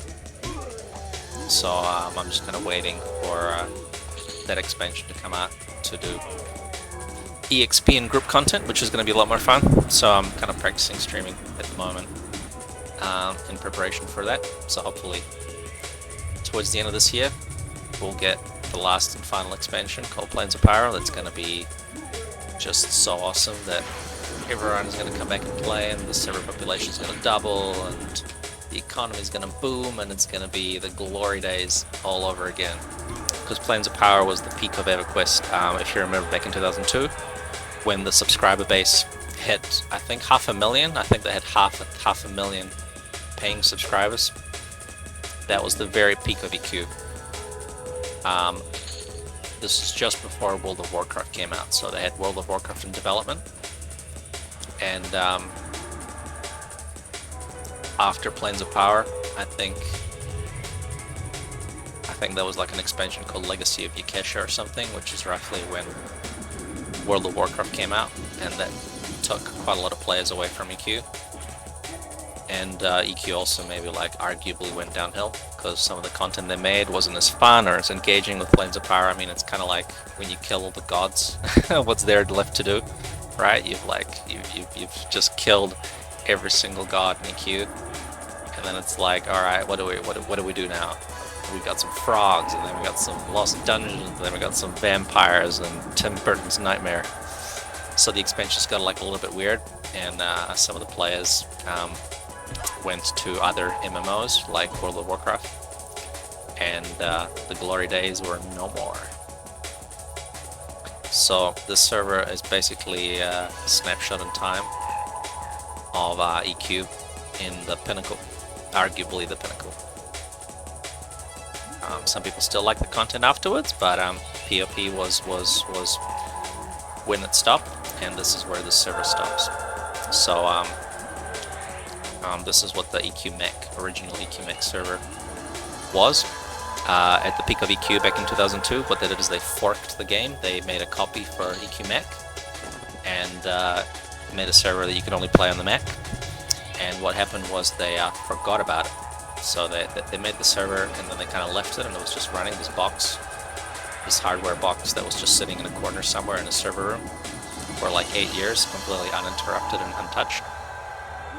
And then towards like I think 2010 or something, EQ and DNB. Hello, what's DNB? Drum and bass. Oh yeah, that's right. Yeah, I'm playing some atmospheric stuff. What I did is I had some normal music playing before, and Twitch muted parts of my stream because it was copyrighted material, something I didn't think about. So I'm trying to see if obscure atmospheric drum and bass is gonna not get flagged by the copyright people. Hopefully. I'm playing some mixes and stuff and some old school tunes, but I really don't know what the algorithm is going to decide is copyrighted and what isn't. But yeah, I was talking about the EQMech server that this is emulating. So what they did is they snapshotted the server back in 2002 and they forgot about it. And then about 8 years later, when they were going through some internal organizational changes, they found this old server and they were like, oh, what's this old piece of crap? There's like 100 people playing on this. We're gonna turn it off. We're gonna sunset it. And then all the Mac people got up in arms and said, no, this is our community. We've been here for 8 years and it's been untouched, and it's the perfect preservation of the game back in 2002 because they haven't like patched it at all. Basically, they didn't introduce any more expansions or any more contents, and even like some of the old bugs were left in place. So the community really sent this heartfelt message to the president of EQ at the time. I think it was Smedley. Maybe. I can't remember. But anyways, he was so touched that he left the server up. He was like, okay, you guys are great, we're going to leave the server up and running. And that's when all the emulator people, so EQ emulator people, they decided to start packet capturing. Basically trying to preserve the server. They were getting all the mob data, all the spawn data, all the mechanics data, parsing the whole game to accurately be able to recreate the EQMech 2002 experience. And this is what the server is. It's true to the era representation of EQ back in 2002, with all the bugs and all the quirks to an extent.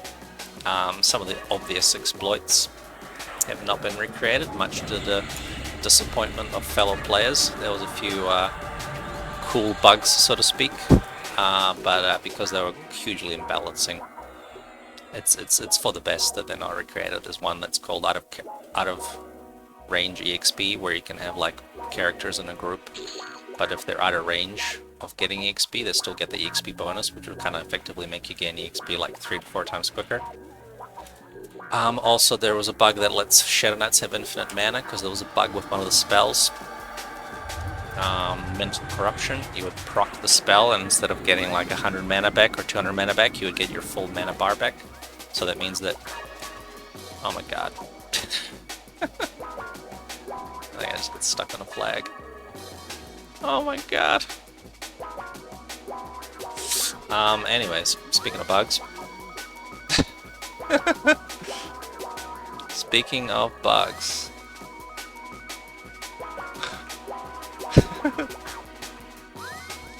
So they decided not to recreate all the bugs. Good lord. No, my pet! How did this even happen?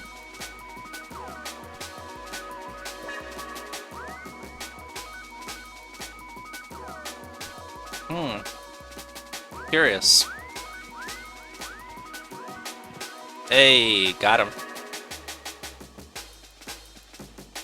Yeah, speaking of bugs, that was a new one. Yeah, so some of the bugs are not in the game, unfortunately. There was also another one called Permanent Pacify, which meant that if you cast the Pacify spell on a mob twice in a row, it would bug the timer, the expiry timer. So instead of it expiring in like 40 seconds like a normal Pacify would, you pacify it twice and it will kind of like roll over the expiry time and you would have a mob permanently pacified. So some weird things like that were fixed, because that was a bit much. Oh no!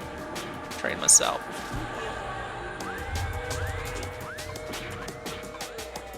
Save me!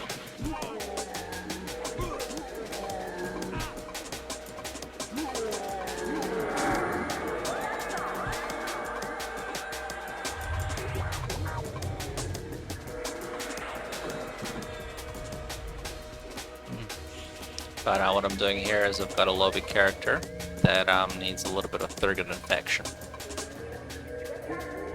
So I'm trying to kill a few more giants to top up the faction so I can finish questing some legs that I have. I've got some cleric legs, and cleric legs are really good. Gets you all the girls. You'll be like, hey, want me to give you some AE heals, baby? Yeah. And then if you get some AA points, alternate advancement points, which are Lucklin ability, they improve your heals, and they also give you a chance to critical heal. Which means that if you right click your little legs, you get a chance that you might heal instead of 105 points of healing, you can do 210 points of healing, so you double it. And then if you get another AA that gives you improved healing, like 10% more healing, you can get up to like 230-ish healing, which is pretty good if you just right click some legs and it's like a 10-second cast time or something, and you can heal your whole group. So technically you can do like, I don't know, 1,000 points of healing for your whole group every like 10 seconds for free, which is pretty cool. So the legs are really good.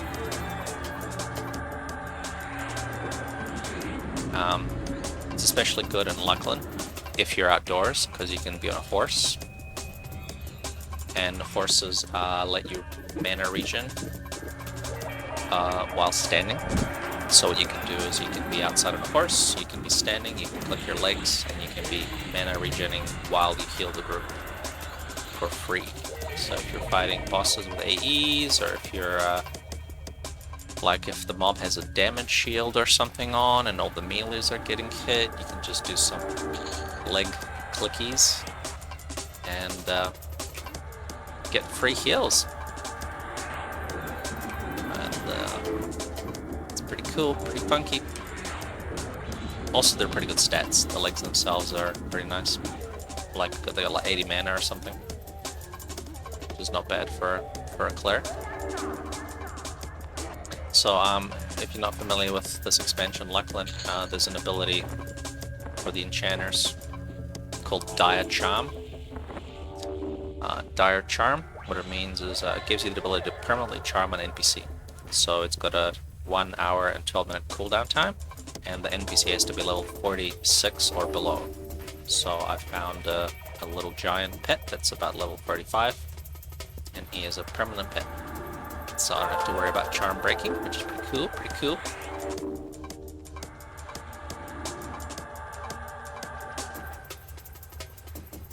Then you can just kill these giants quite easily.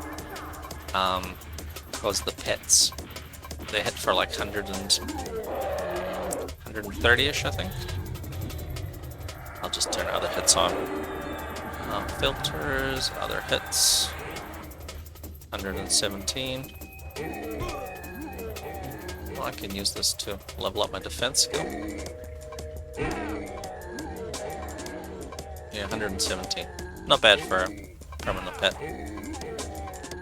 Certainly better than a normal enchanter pet.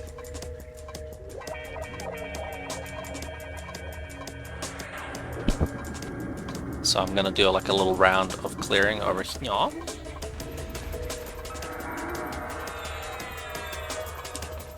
Protection of the glades.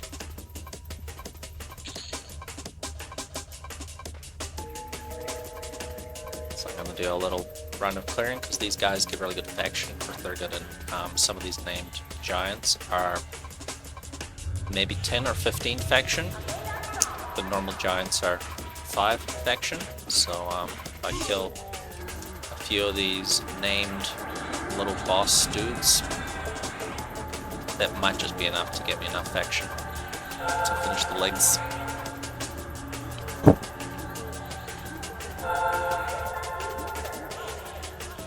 This guy's gonna probably heal himself, so let's see if I can put him down.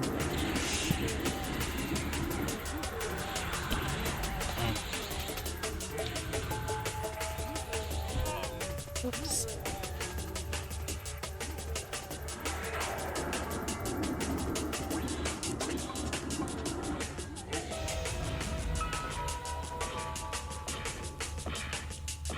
Get some of that fat giant meats. Huh. And on this server, what's different is that if you come from P99, then the pacify spell here works a little bit differently. So the chance to get resisted on the pacify spell is based on your charisma as well as the level difference of your player versus the monster. However, the level difference is quite small, so if you are 5 levels above the monster, the spell will always land. So if you're like 4 levels above the monster, it's got like a 5% chance or something really low. If you're equal con of the monster, then it's quite a bit higher to get a critical resist. But if you're 5 levels or above, then it lands every time. So it's kind of like a risk-free crowd control sort of thing. And apparently that's just how it was. That's how it was back in the day. Played P99. Yeah, so one thing is, if you want to, like, some people are hesitant to try box, to play 3 characters at once, and it's probably easier to start if you just 2-box. Because, like, back in the day, in 2001, 2002, when I first started playing, I played just 1 account, because that's all I could afford. Because you had to pay a subscription, and I was like, what, 15 years old or 16 years old, and I couldn't really afford to play multiple characters. So when I got a little bit older, I could afford 2 characters, so I just 2-boxed. Never really 3-boxed or 6-boxed or whatever. So if you're just starting out for P99, I would recommend maybe just 2-boxing to get your head around it, get familiar with it, and it's actually easy enough to join groups and stuff, because one of the quirks on the Max server is there's a bugged group EXP bonus from the Legacy of Yukesha expansion, which means that there's more EXP per player in a group with 4 people versus 3 people. So 3 people, there's something like 45% EXP, but if you have 4 people, you get like 60, and if you have 5 people, you get like 55% EXP. So it's actually better for people that are 3-boxing to invite a 4th or a 5th into their group than it is for them to just 3-box. So therefore, if you're single boxing, or if you're playing 2 characters, you're gonna find groups quite easily if you just advertise like, I will be your 4th or I will be your 5th in the group, and people will just be like, hey, free XP and socializing. So if 3-boxing scares you, just play 2, and you can get your head around it, and it's quite easier. Now, class-wise, pretty much anything you want. If you want to raid, everyone loves DPS classes because they're infinitely stackable. So everyone's gonna have like a pocket cleric or a pocket druid or a pocket enchanter or whatever, like the utility classes. They're quite common because everyone, creates one just because it's super easy to do. But DPS, it's like, if you have 5 rogues, you can add a 6th rogue or a 7th rogue or an 8th rogue in a raid, and you're just going to get more DPS. So DPS classes are always welcome. They're always welcome in groups, because you can be like, hey, I'll be your fourth for a group. You'll get more EXP, plus I will, I'll backstab your shit and I'll give you quicker kills. Same with the wizards. Wizards are quite good. Now the downside is that, of course, if you just have 2 DPS classes, then you are not self-sufficient. So maybe have like one utility, like a druid, plus like a DPS class or 2, and then if you can get a group, just do your tri-boxing or whatever. But DPS is always going to be welcome in any group, pretty much. I can guarantee that. People are always hunting with Veeshan. 2 or 3 characters, and then you just be like, let me come along, I'll do some DPS. Now, if you're first starting out, then melee characters are obviously more gear dependent than casters. So that's the downside, is that you'll need to invest a little bit in some weapons and some armor and stuff. If you're tanking, you need some armor. If you're DPSing, you need a good weapon and a haste item. However, stuff is super cheap here. If you go to Bazaar, where you buy items that people just have for sale, so instead of the EQemulator tunnel, you can just go to the Bazaar and you can just search for items. Stuff is super cheap, so people have an excess of lobby gear, and you can pick up some amazing stuff for a few hundred black or less. Sometimes people give away items, so the server is very friendly towards noobs starting out. On top of that, what you have is in Luckland, there's an ability called mass group buff, and what that allows is it allows people to buff all players in a certain radius, regardless of their level. So a high level character can cast the highest level 60 spells, which gives you like lots of hit points and lots of mana regen and that kind of stuff. And this can hit low level players. Then also on top of that is the caster will have some items that will extend the duration of buffs. So in Luckland and Pop, you have items that give you focus effects. So one of the focus effects is extended buff duration, and one of the alternate ability points is also extended buff duration, so you can get buffs that last up to 70% longer, and this is on top of buffs that already last like 2 hours. So basically you'll get mass group buffs, a hit point buff, and a mana regen buff that will last for like 3 or 4 hours, which means that you will just be like god mode invincible for like the first, I don't know, 50 levels, pretty much. So you can just kind of get started. People might give you a free weapon or an item or like some starting plat to get you going, and then you'll get these MGB buffs that are advertised. So people usually say in Plane of Knowledge at the bank, I'll do MGB buffs in like 20 minutes. And then everyone gathers around, and then the buffs get cast, and then you're like, you basically have infinite mana and infinite hit points, and you just go and you just kill shit.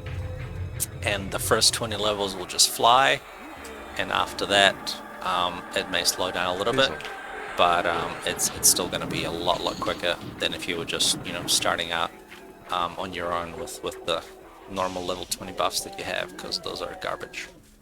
So even if you have literally nothing on you, someone may give you like a starting weapon, and then you'll get these buffs, and you'll just be like, whoo, infinite mana. You get your pet, and you get your nukes, and you just keep healing, and it's great. It's great. And what people do sometimes is they power level. So there's a few good spots like Kern's Tower that has a really high zone experience multiplier, and you just kind of can sometimes join in. People just power level your dude as well. Downside to that is, of course, that you'll all your casting skills will be behind. So you may need to like manually level up your abjuration, conjuration, evocation, all that stuff. But it's quite it's a quick way to level and quick way to progress. But then you need to do some manual catch-ups of all your casting skills. There's some rules on the server that you need to be really careful about. So if you are going to play here, you need to read the FAQ and the server rules. You can AFK skill up. That means away from keyboard, like overnight. Spell skill ups. So if you power level a character and you get to like level 20 or 30 or 50, whatever, with like, you know, one alteration skill, you are allowed to go AFK in overnight and just level up your spell casting skills by casting one spell over and over. Because on the Mac, there was a mechanic where if you put a stack of pennies on a keyboard, like if you put a weight on the number 1, Mac would keep pressing the 1 key over and over. So it's not like the PC where it would just press it once, but on the Mac it would press it over and over, which mirrored you pressing, like, you know, EQ key 1 to level up some spells. So you can create a little macro like this. Let's see where it is. Bump.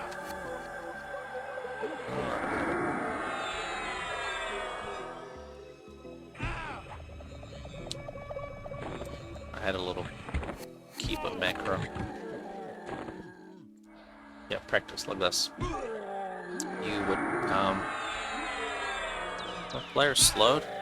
Yeah, he slowed, that's why. Okay, let's correct disease. So you'd have a hotkey like this that would basically you'd put the hotkey on 1 and you'd press 1 over and over overnight, and the character would you know, cast spell gem 4, cast spell gem 5, cast spell gem 6, and then sit down to meditate. And what you could do is you could just use that to level up, you know, like evocation, alteration, abjuration over and over by casting a level 1 spell. And this is how you catch up on all the spells after you get levels real quick, because you got all the sweet buffs, and then you just flew through the levels, and then now you can cast your fucking heal spell. And then you gotta do some coal mining at night in the dark, grind those spell skills. That's the real game, is you leveling up your spell skills. But the server is basically really noob friendly. I remember even back when I started on the original Mac server, it was the same. You had MGB buffs, and everyone would gather around, and then someone even had like a little Twitter. There was like a little there was a person that was quite famous for advertising it always around, you know, the same time, in the same way, etc. And then she would tweet. So you could have like a little bat on Twitter for MGB buffs. And you'd kind of log in and you'd be like, sweet, go and play and kill some stuff. And then, yeah, the server is very noob friendly. So one thing that put me off P99 back in the day when I tried to play there was it was just like you were really on your own. All you had was one character, and the game was so hard. And you know, you try to join, and everyone, you know, has been playing for like 5, 6, 7, 8 years. And you try to catch up, and everyone's like, "Oh, you're an actual noob. God, you suck. You don't even have any items or weapons." And no, you know, people couldn't really buff you, and you know, everyone was busy killing their stuff. You know, you couldn't really get around as well. If you needed a port, you had to pay. You had to get that dial-up port service. And you know, like, I can't afford to give you tips. You know, like, fuck, I just started. I can't afford 20 plat for a port. Are you crazy? Whereas on this server, there's Plane of Knowledge, which is, oh boy, oh my god, planar knowledge, which is really handy for traveling around. So what it is, it's like a central zone where you have these like little stones, which are little books that port you to newbie towns. So basically, when you start your first character, you you just get outside of the newbie town into the newbie zone, and you find a little book that will take you to planar knowledge. And this is a good way to get to a central location where all the players hang out. And then that's where you get the buffs, and that's where you socialize and bind yourself, and you know, people do item giveaways. They do them in planar knowledge. So it's a really convenient way to kind of get to a central location where there's other players without having to, you know, travel on foot as a newbie, completely in the dark. Like, you know, try to travel and get killed. And another thing is, on this server, in the first 10 levels, you don't leave items on the corpse. So if you die, you respawn with your items. So it's once again really noob friendly. So if you do need to travel somewhere dangerously, you don't have to worry about, you know, doing a corpse recovery at level 10, like you do on P99. Because I remember, you know, you're like in Nariak and you're trying to get to Freeport or something, and you're like trying to get to the Nyctalus forest, and then some random fucking thing kills you and you have no idea where you are, and all your precious, the backpack that you just spent the last, you know, 3 days trying to earn is in your corpse, and you're like, no, I'll never financially recover from this. Whereas here it's real easy. You just, like, you know, if you're hunting somewhere and you're level 7 and someone's like MGP buffs and planar knowledge, what you do is you just die to the next monster, so you respawn in planar knowledge and get your buffs. So it's like a little cheating hex way to skip the whole porting and reliance on having to, you know, get your corpse when you're level 3. Oh, Deathfall, what up? I'm going good. I'm just trying to get a little bit of faction in Thurgoden. I've got a little lobby cleric, and I'm trying to finish off my faction to finish the third legs that I have, because it was on my to-do list, and I'm trying to find stuff to do. Just practicing streaming. I'll have to add you as a friend. Do you stream as well, Deathfoe, or do you just watch others? Are you a watcher?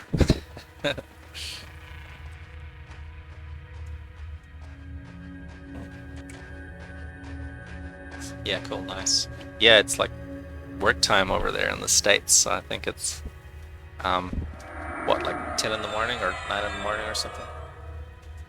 Here it's almost bedtime. It's 11 o'clock. It's 11:15, so I'm gonna go kill a few more things, and then I'll check my faction and probably head to bed.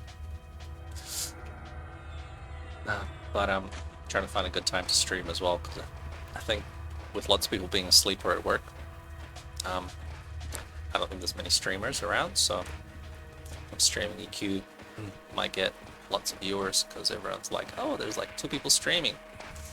I'll choose one of these 2. So, see how I go. This is my kind of like peak time. Well, actually it's a bit late, so earlier would be peak time. But might have a time zone monopoly over here if everyone else is at work. So that'll be pretty cool. Oops. Another streamer is ZYZizix, this monk guy from Temerity.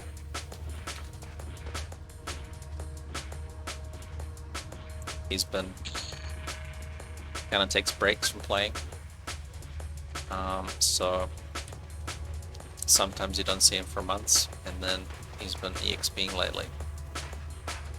I guess he's getting warmed up.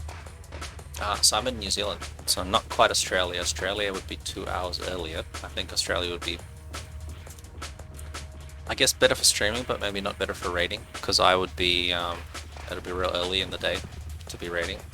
So in New Zealand, the raid times in this server are 9 PM EST, which works out to be at the moment with daylight savings, it works out to be 1 p.m. So it's just after lunch. So I can get away with playing at work because people are kind of like at lunch and heading out, and I can do like a quick little raid for a couple of hours. And then when the daylight savings stuff shifts, when the US goes back an hour and I go forward an hour, then I end up raiding at 3 p.m., which is also pretty good because it's like towards the end of the workday.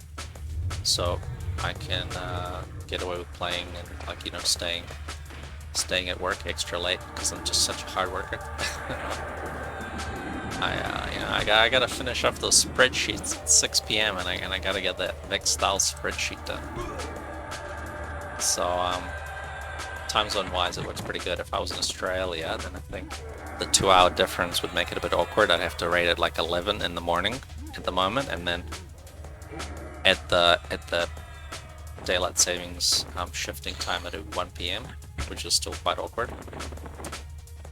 I can do the 1 p.m. thing for half a year, but doing it for like a whole year would be, yeah, wouldn't be good. So it actually works out quite well.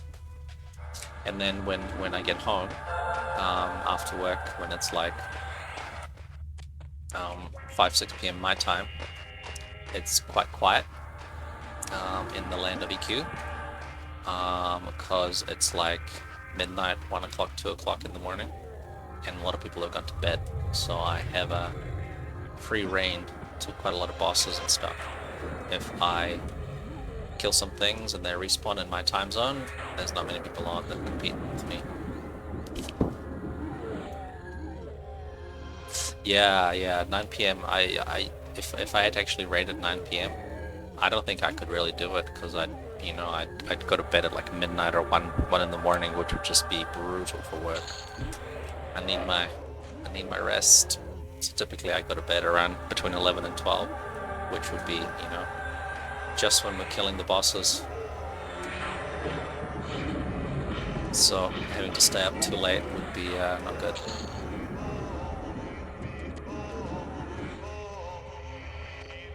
So I'm kind of grateful that I can raid during the day, and then if I have stuff to do at night, I don't have to play EQ. Like especially on weekends, if there's, I don't know, social events on, or if there's some party on or something, I can play my EQ at, you know, 2, 3, 4 p.m. and then by the time it gets to drinking o'clock, I'm free. I'm free.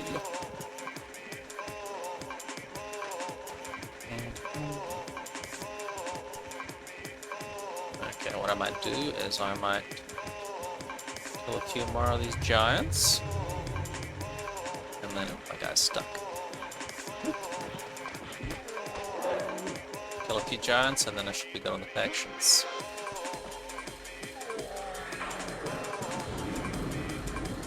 Yep, you're right. It's just fire and time.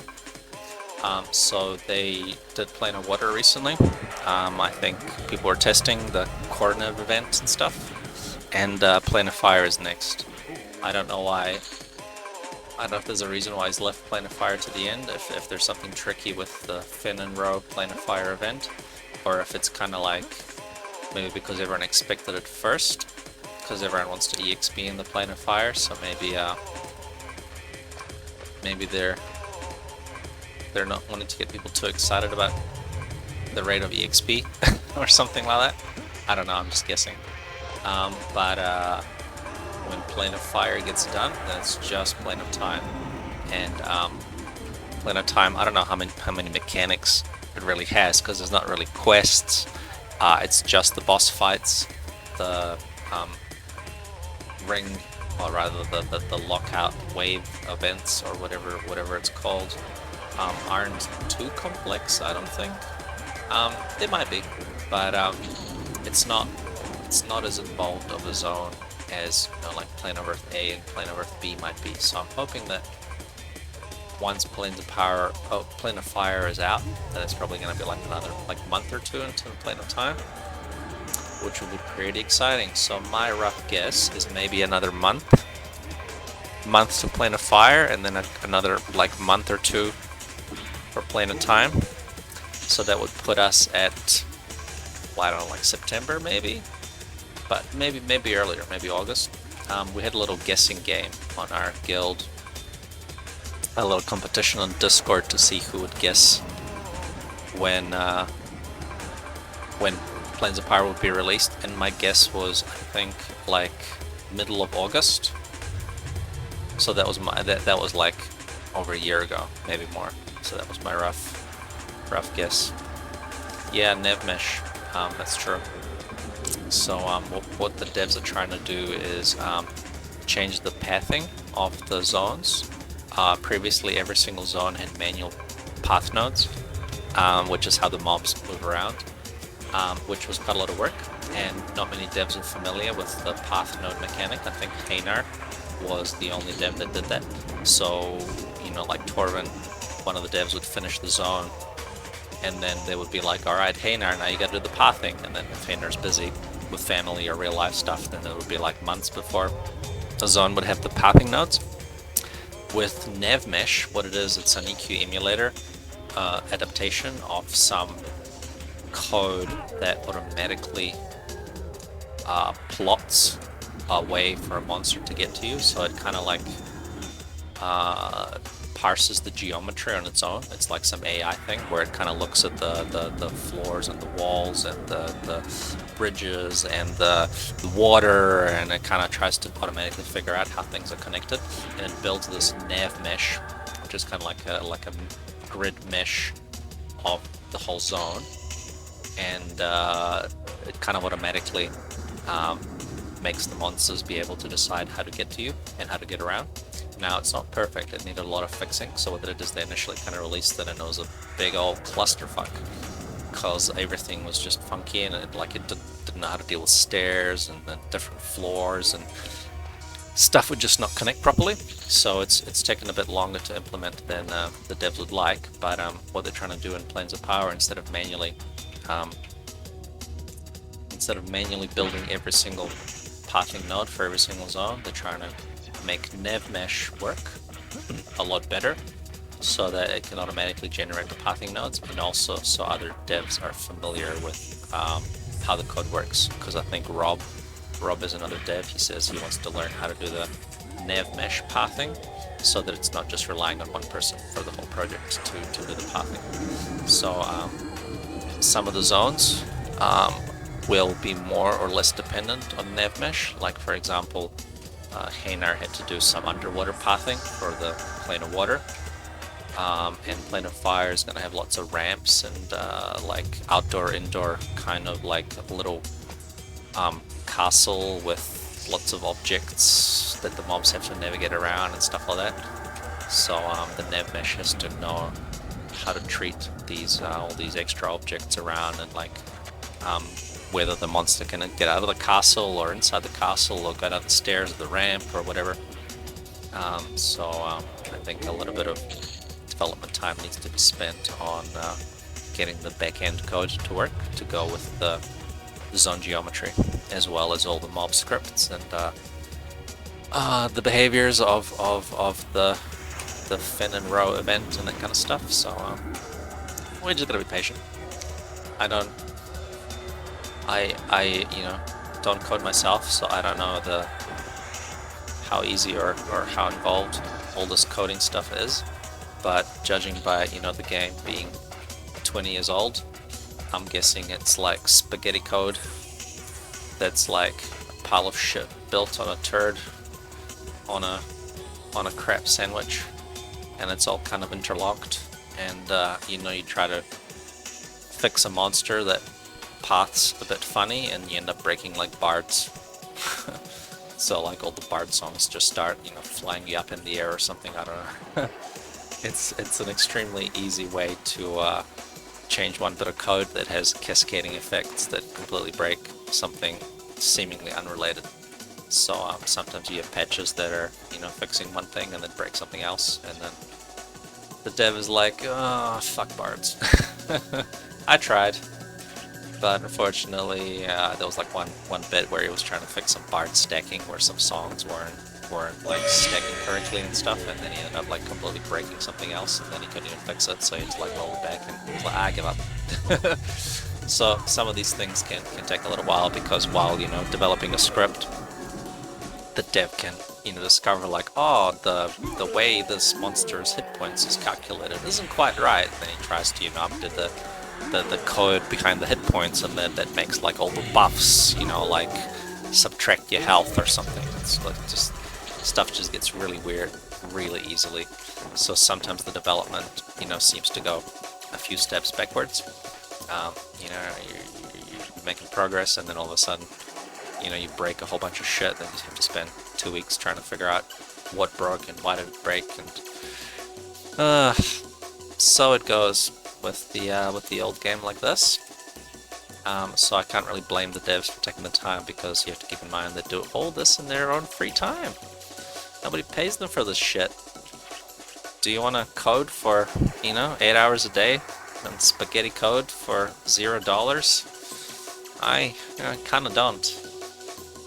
So the devs will just do it when they do it, and if you don't like it, you know, they'll give you a refund of $0. So you just kind of have to be grateful. That's a good question on Solar Tower. I saw the thread. I don't know. I think a bunch of Temerity people are kind of like trying to encourage the devs, and you know, personally, I would say that it would be a good idea, because that spreads out where people can hunt, because otherwise it's like an unused zone, right? People would never really go there, because it's so hard to get the flags, and it's out of the way, and it's, you know, you wouldn't really have many friends that are all hunting there. However, if there was an incentive, like getting lots of good armor drops, that would definitely spread out the player base. Otherwise, everyone's just going to hang out in the same Plane of Tactics, Plane of Storms, Bastion of Thunder zones. Whereas if you had some incentives like cool armor drops in Solar Tower, I think it'll be good for the server.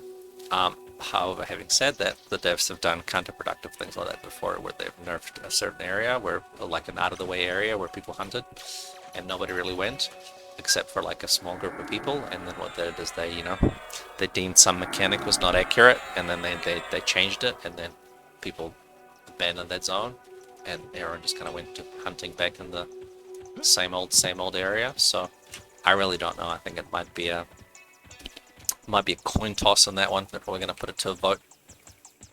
They'll be like, I don't know, what do the other devs want to do? And I'm hoping that there'll be a vote that some people will be like, let's make it more fun, versus let's make it pain in the ass and accurate. So remains to be seen. I'd like it if they made it fixed, because one thing they talked about was making all the Plane of Time loot fixed. Because if they don't upgrade the Plane of Time loot to a later iteration of the expansion, then the loot is actually going to be quite terrible.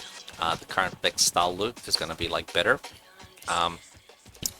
Whereas if they do like the non-alpha Plane of Time loot, the upgrades will be quite nice. So I think all the devs are pretty much on board. Like, nobody wants to, you know, release an expansion that everyone's kind of, you know, the gear is terrible and everyone's got better already. So if they do fix Plane of Time loot, and maybe fix some of the encounters with all the bugs and all that stuff, you know, like the way it was intended to be played, then I would put forward the argument that Solar Tower should be fixed. But we shall see. It comes down to the vote, I guess. When the devs are like, yes, kindly. Alright, cool, my faction is good.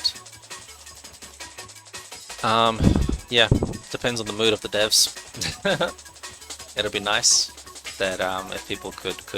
I think there was also a patch that improved experience in some zones, like Solar Tower, and maybe some zone experience modifiers in other zones where they made it better. So I'd be all for fixed version of things, simply because it just makes the game more fun. You know, like, I don't see the point in implementing a whole bunch of broken content that's buggy. It's like, well, that's how it was in the Mac server. You know, if you cast the wrong spell, then the monster regens all the hit points and goes back to full health, and you have to you know, spend 3 hours on the event again. I mean, that just doesn't sound like fun for anyone, to be honest. That just sounds like torture. Corroded plate. Let's see, I'm doing corroded plate greaves. Oh yeah, cool, nice. I've got a little window that shows me. You can search your characters on the TAKP website. There's a cool little tool for game accounts, and you can actually search your inventory, because here you have lots of characters and it's hard to keep track of who's got what loot. So you can open up a little tool that's native to the server, and it searches inside your characters to see what dude has what items. So I found that my druid has the legs. So the druid has the faction. Yep, ally, and then I need cast priest. Priest legs, chipped onyx sapphire. Okay, cool. So I'm gonna go to the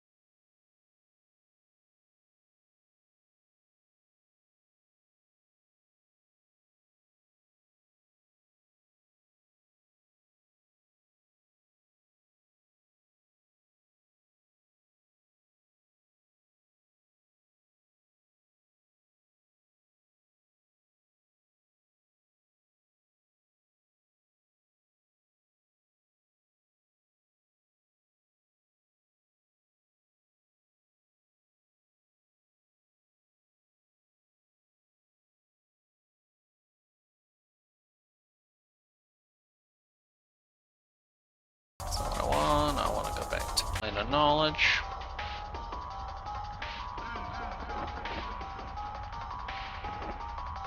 Oh my god, so much crap. I gotta vend this crap. Too much fat loots. Got like 17 plat worth of items at least. So this is plane of knowledge. This is how you travel around, as you click these little books. A little book to get back in, and then you click the little stones to get back out. So what it is, I traveled from the Nexus, which was the Luckland expansion. I traveled to Plane of Knowledge, which is the Plains of Power expansion, and then I traveled to Great Divide, which is a Velius expansion. So it's a really good, easy way to get around, and really helps new players. So if you're starting out, you can easily travel around between all the newbie zones and the main hub where everyone meets, and some Velius zones and that kind of stuff. You can do it all from a central location, so you don't need to pay for ports. People here rarely pay for any ports. If you do need a port, people are pretty happy to port you for free. But yeah, it's real handy not having to rely on dial a port service, because as a new player on P99, there's no way I could afford that. Yeah, the devs have some really cool tools that they've developed. So what you have is there's a Magello, which is like a little character inventory, so you can view your characters offline. You can see them in a browser, and what it does is it pulls directly from the database. So if you you can peep on someone's gear, and you don't have to manually update it, so you don't have to run a little third-party tool that syncs your character. It directly pulls from the server's database. So as you equip items on your character, it's automatically updated on the website. and when you camp out, it leaves your, the items on the website on the Medulla in the same state as if your character was in the game, and you can get some gear ideas. You can look around. You can see what people are wearing. You can yeah, it's great. You can browse. You can do searches for the whole guild. You can see, like what's the level 60 warriors in the top guild? What are they all wearing? And you can get some good gear ideas, as well as on the website. There's also tools that let you search for your spells. There's a cool little spell tool, so you can bring it up and you click on your character and it tells you what spells you have and what spells you're missing. And also there's a little link that tells you what vendor is selling the spells. So you click on the left hand side, it gives you the spell effect, and you click on the right hand side link and it gives you the NPC that sells it, or it tells you what monster drops it. If it's a quest, it's not going to tell you the quest. That's one of the drawbacks. And it also gives you a rundown of what spells you have. So like the spells that your item has are crossed out, and the spells that your item doesn't have are like shown as missing. So you can easily figure out, what level spells you need to go and acquire. What greaves? Oh, just double check. I got chipped onyx sapphires. Cool. Go. So me just doing a little multi-quest. Get that fat loot. Yep.